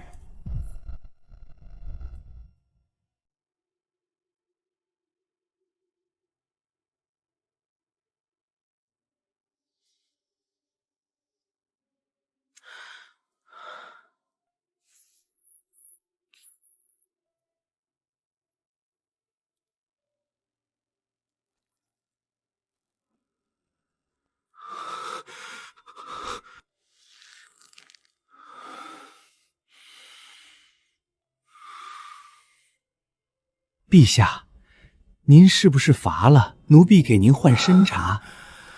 不用了。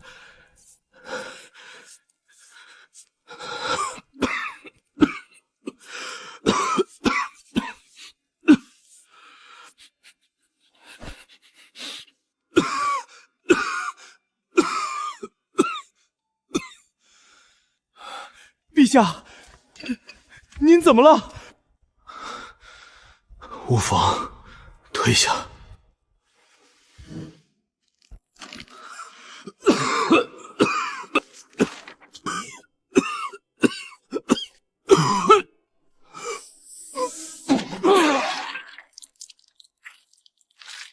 陛下！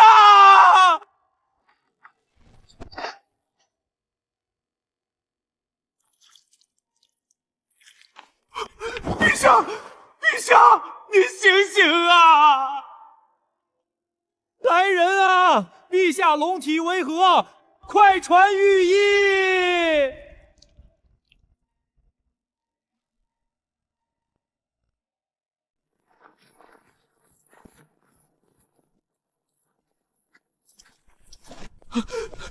赵大人，不好了！陛下在里面突然吐血昏倒了！快传太医！快去通知宗正大人和左相！不要放走一个！赵大人，您这是干什么？拿下！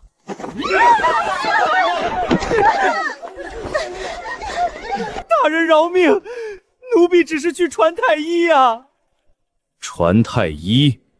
谁给你们的胆子大声喧哗？中车府令，陛下龙体为何？急需老臣出宫去太医院调急。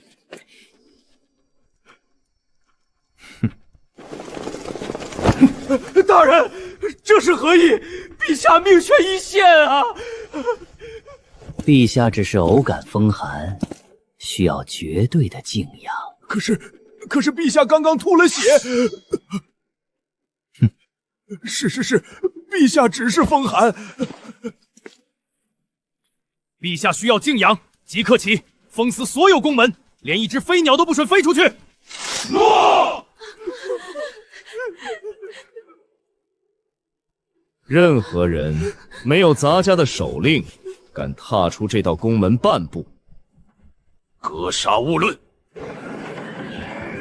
这大秦该易主了。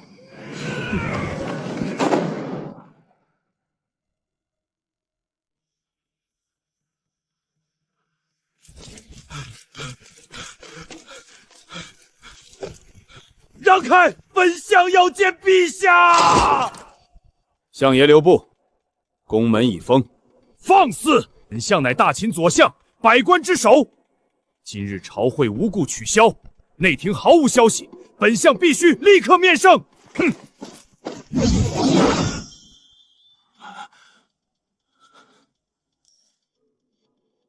你们敢拦我？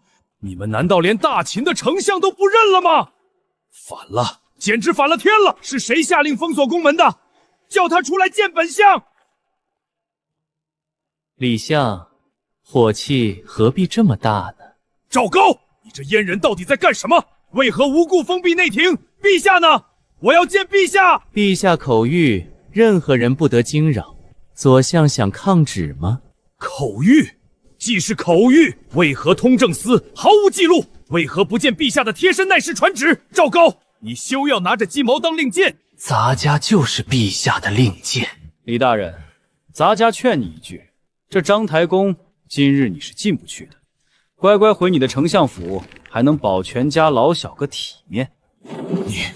你封闭内廷，扣押御医，连我这个丞相都敢拦！赵高，你疯了！你要造反！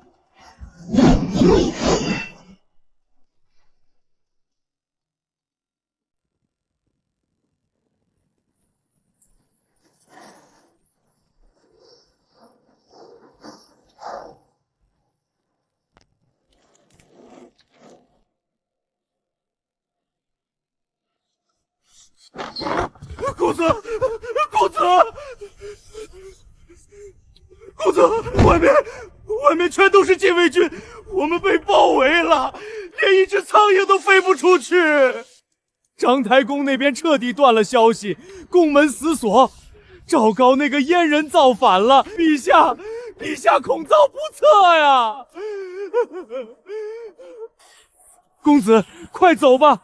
府里有密道，留得青山在，不怕没柴烧啊！他们带了数千甲士，这是要绝户啊！走。本太子是这大秦名正言顺的储君，我的大门从来没有不战而逃的道理。可是外面有几千人啊，刀枪无眼，公子千金之躯，我倒要看看谁敢动大秦的太子。公子，我们人数不占优势啊，不如趁乱逃出咸阳，请王猛将军带兵平叛。不用担心，你怕是低估父皇了，不会有事的。开门，迎客。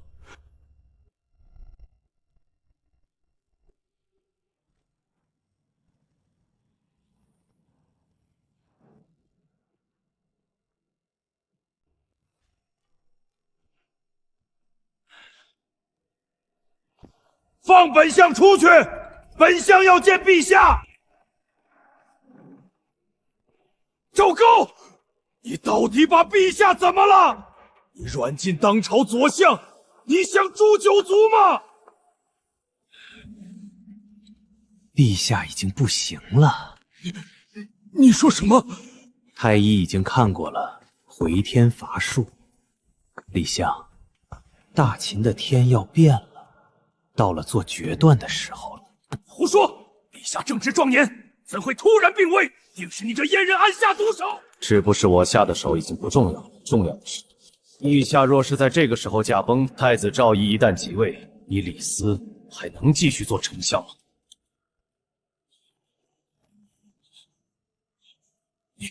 你要矫诏？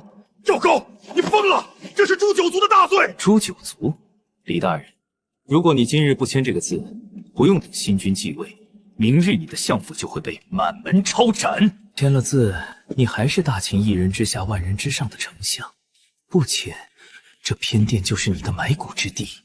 签还是死？丞相大人，选一个吧。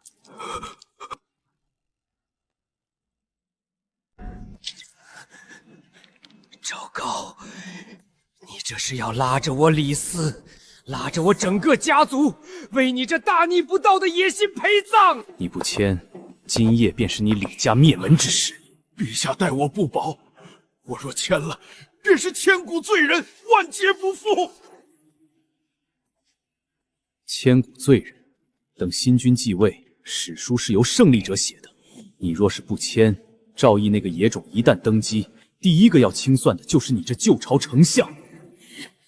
你就是个疯子！咱家没时间陪你耗，我只数3声，笔若不落，门外的刀斧手就会直接去相府。1、2，苍天啊！我李斯一世英名。3。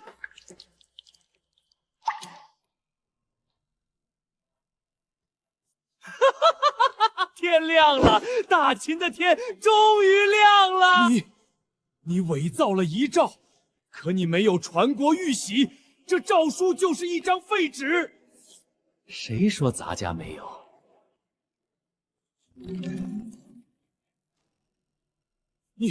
你竟敢私刻传国玉玺！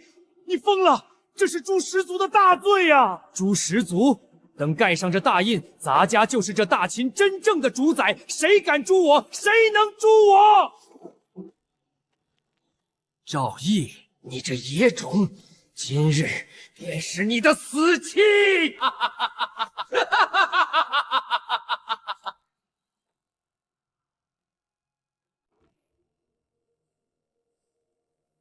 走，快点，磨蹭什么？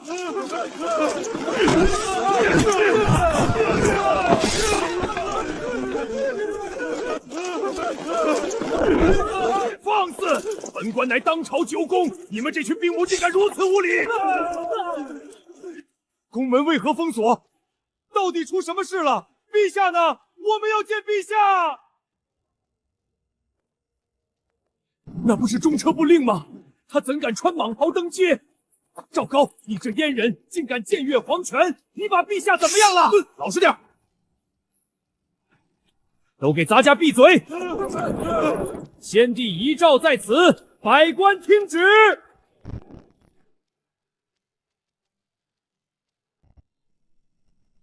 大行皇帝龙驾宾天！陛下呀！大秦的天塌了！陛下呀！面见圣上。昨日老臣还面见圣上，陛下身体强健，声若洪钟，怎会一夜之间突然驾崩？赵高，定是你这阉人作乱，你谋害陛下，伪造遗诏，你不得好死！燕狗！大秦先烈在地下看着你，你这等乱臣贼，人人得而诛之！这遗诏有假，我们要查明真相！不遵遗诏者，杀无赦！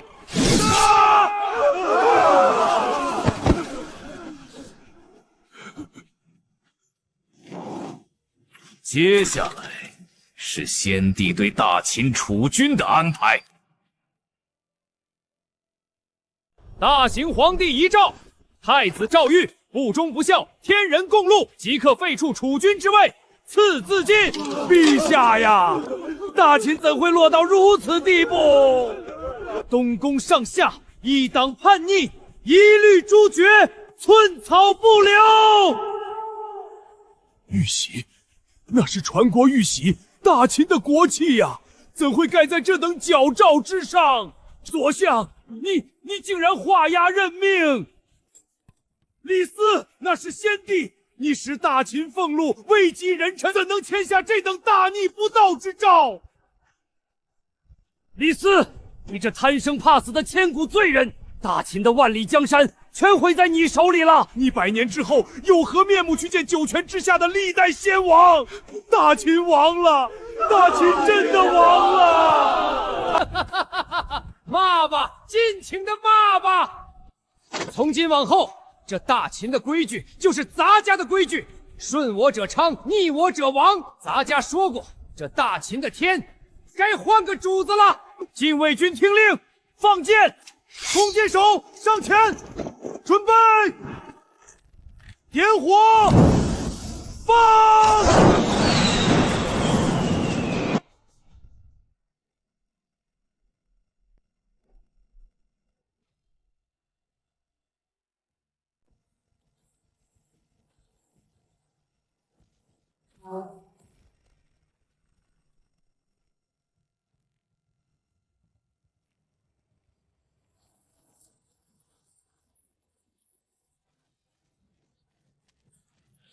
真以为老子这太子是泥捏的？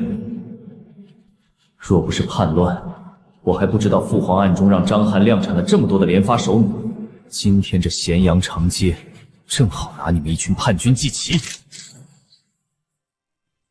哈哈哈哈！兄弟们快看，太子出来了，就带了几百人，手里拿的那是什么破玩意儿？连弓弦都没拉开，这几百人还不够咱们兄弟塞牙缝的。他还真敢出来受死，砍下他的脑袋，咱们可就是万户侯了。赵毅，你这野种死到临头还敢垂死挣扎？你看看你周围，整个长街已经被我3000大军围得水泄不通。兄弟们，建功立业就在今日，杀了他，赏万金，封万户侯，给我冲！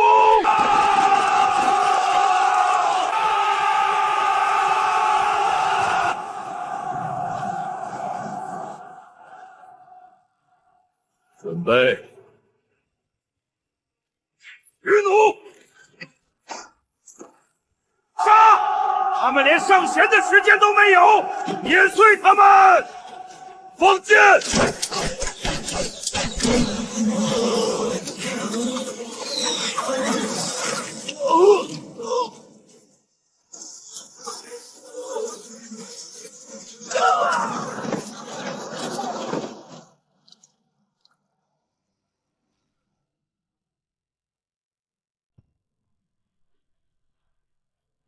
第1排填装，第2排发射。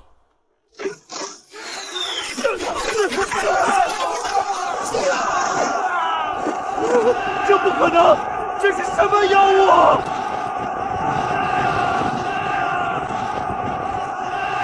顶住！快顶住！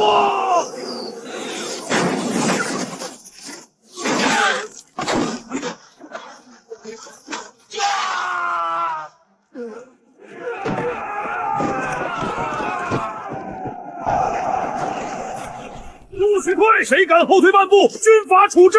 他们手里的暗器迟早会射完。我不打了，我不要万户侯了，快逃啊！停！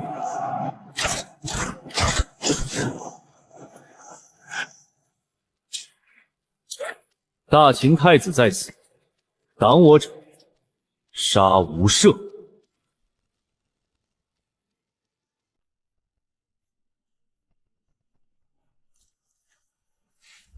哈哈哈哈！烧得好，这把火烧得真旺啊！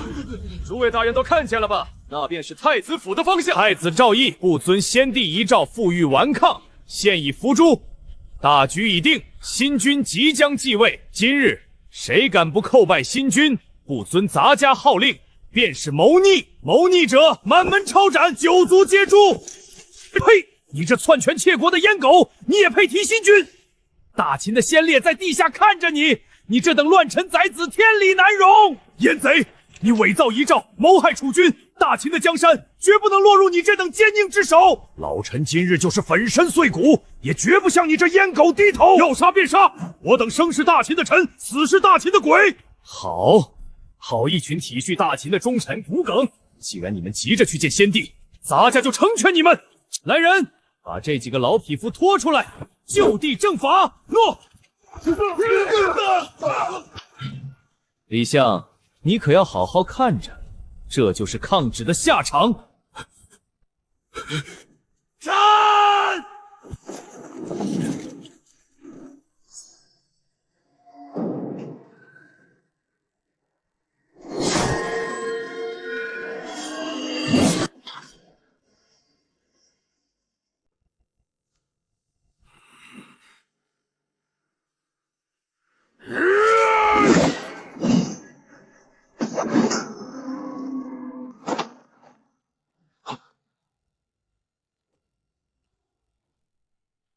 想僭越诛杀大臣，问过我手里的剑了吗？是太子，太子殿下没有死，太子殿下还活着。不可能，你怎么可能还活着？我派了数千禁军，你到底是人是鬼？大秦太子在此，我看谁敢造反！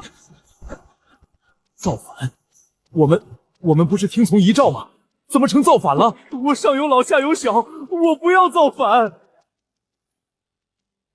我知道你等也是受人蒙蔽，只要你等放下武器，我视你等无罪。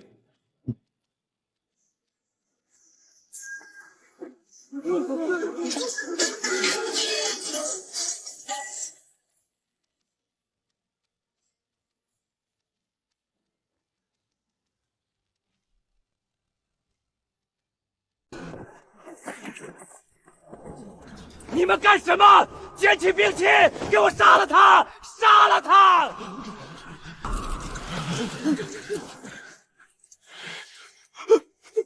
废物，都是一群废物！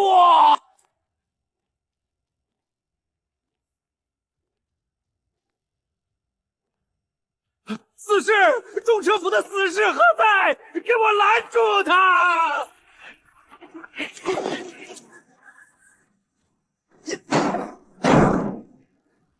关紧了，谁也不准放他进来！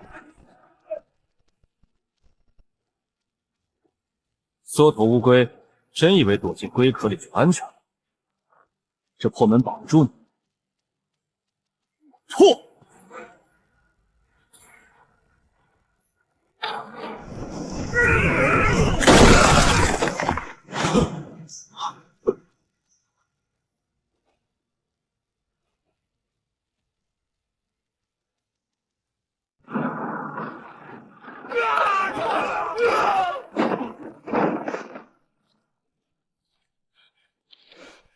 拦住他！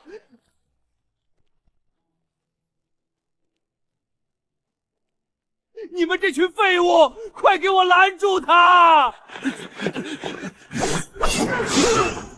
你怎么杀进来的？外面的几千禁卫军呢？逃啊！怎么不逃了？这章台宫就是你给自己选的坟墓吗？你别太猖狂，赵毅，你以为你一个人一把剑就能赢得了杂家吗？不然呢？靠你手下那些烂番薯、臭鸟蛋，还是靠你这张只会阴阳怪气、搬弄是非的嘴？你懂什么？大秦的天下靠的从来不是匹夫之勇，是规矩，是法理，是这章堂宫里的权柄。权柄？你一个连子孙后代都没有的阉人，也配谈权柄？闭嘴！这个流落民间的野种，你有什么资格嘲笑杂家？赵毅，你看清楚这是什么？先帝遗诏在此，遗诏白纸黑字，大行皇帝方岁前亲口定下了铁律，废除你这野种的储君之位，赐你自尽。你以为你杀了外面的禁卫军就有用吗？这上面有当朝左相李斯的亲笔签名，有大秦文武百官的叩首任命，更有传国玉玺的大印。这个遗诏已经发往各地，在世人眼里，你现在就是叛逆，这就是大秦的法，这就是大秦的天。咱家现在手里握着的，就是整个大秦帝国的法统。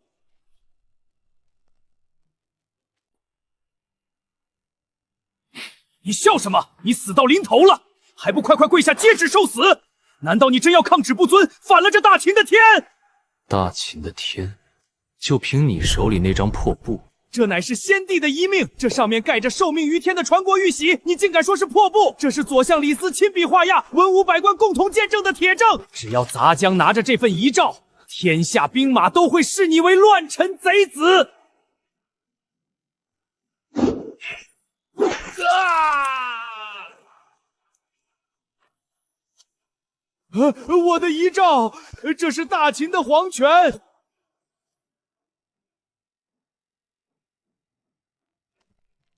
你竟敢践踏先帝遗诏！你这大逆不道的畜生！先帝遗诏，赵高，你睁开你的狗眼看清楚！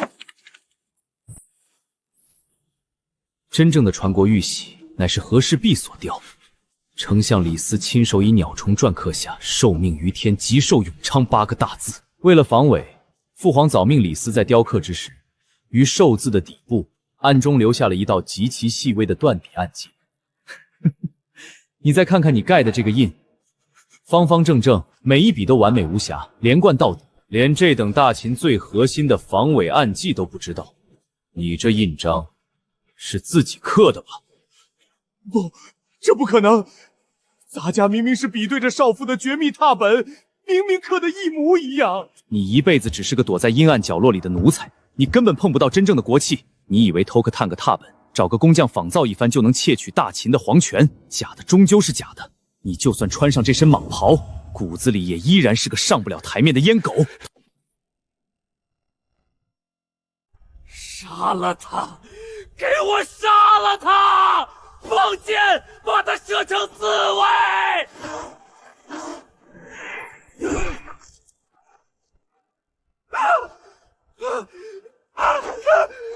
咱家跟你拼了！我没有输，咱家筹谋了半生，怎么会输给你一个半路杀回来的野种？赵毅，你别过来！你再走一步，咱家就让他肠子都流出来！你就算赢了又怎样？你就算看破了遗诏是假的又怎样？你这个暴君，你高高在上了一辈子，最后还不是死在咱家前面？咱家伺候了你几十年，像狗一样被你呼来喝去。今日这大秦的江山，咱家就算是得不到，也绝不留给你。我要毁了这大秦皇帝的尸体，我要让他死无全尸，我要把他的脑袋割下来扔到咸阳的大街上，我要让你们嬴氏皇族永远蒙羞，永远成为全天下的笑柄。是吗？那你还在等什么？快点动手啊！你以为咱家不敢？咱家这就送他下地狱！赵毅，你这野种，你真以为咱家不敢吗？咱家今天就当着你的面，把这暴君的心给剜出来！我要让大秦的千古一帝死无全尸！我要让你亲眼看着你的父皇变成一滩烂肉！你这阉狗，废话真多，要动手就快点，举着刀不嫌手酸吗？好，去死吧！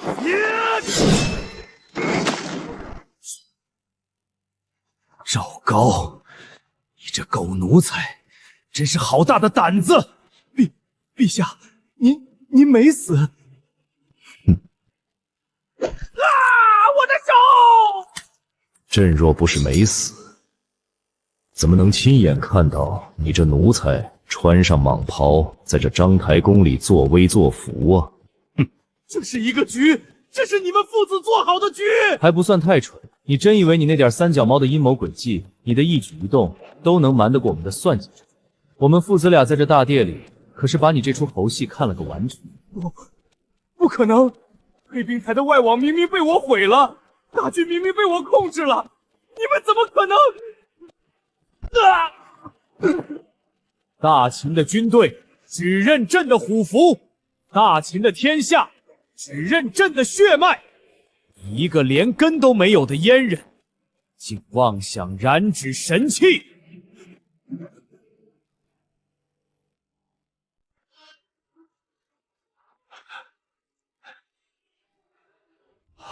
臣李斯叩见陛下，叩见太子殿下。臣等叩见陛下，叩见太子殿下。殿下千岁，千岁！这场惊心动魄的宫变到此尘埃落定。赵高以及一众追随他作乱的党羽，依照大秦律法处置。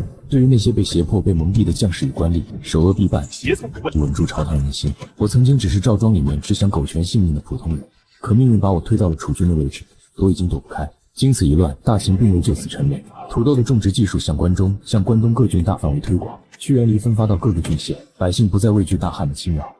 原来江山从不是靠一己之志就能守好，要靠律法，靠农桑，靠千千万万的黎民百姓。此刻放眼望去，整个大秦正在向着欣欣向荣的方向缓缓前行。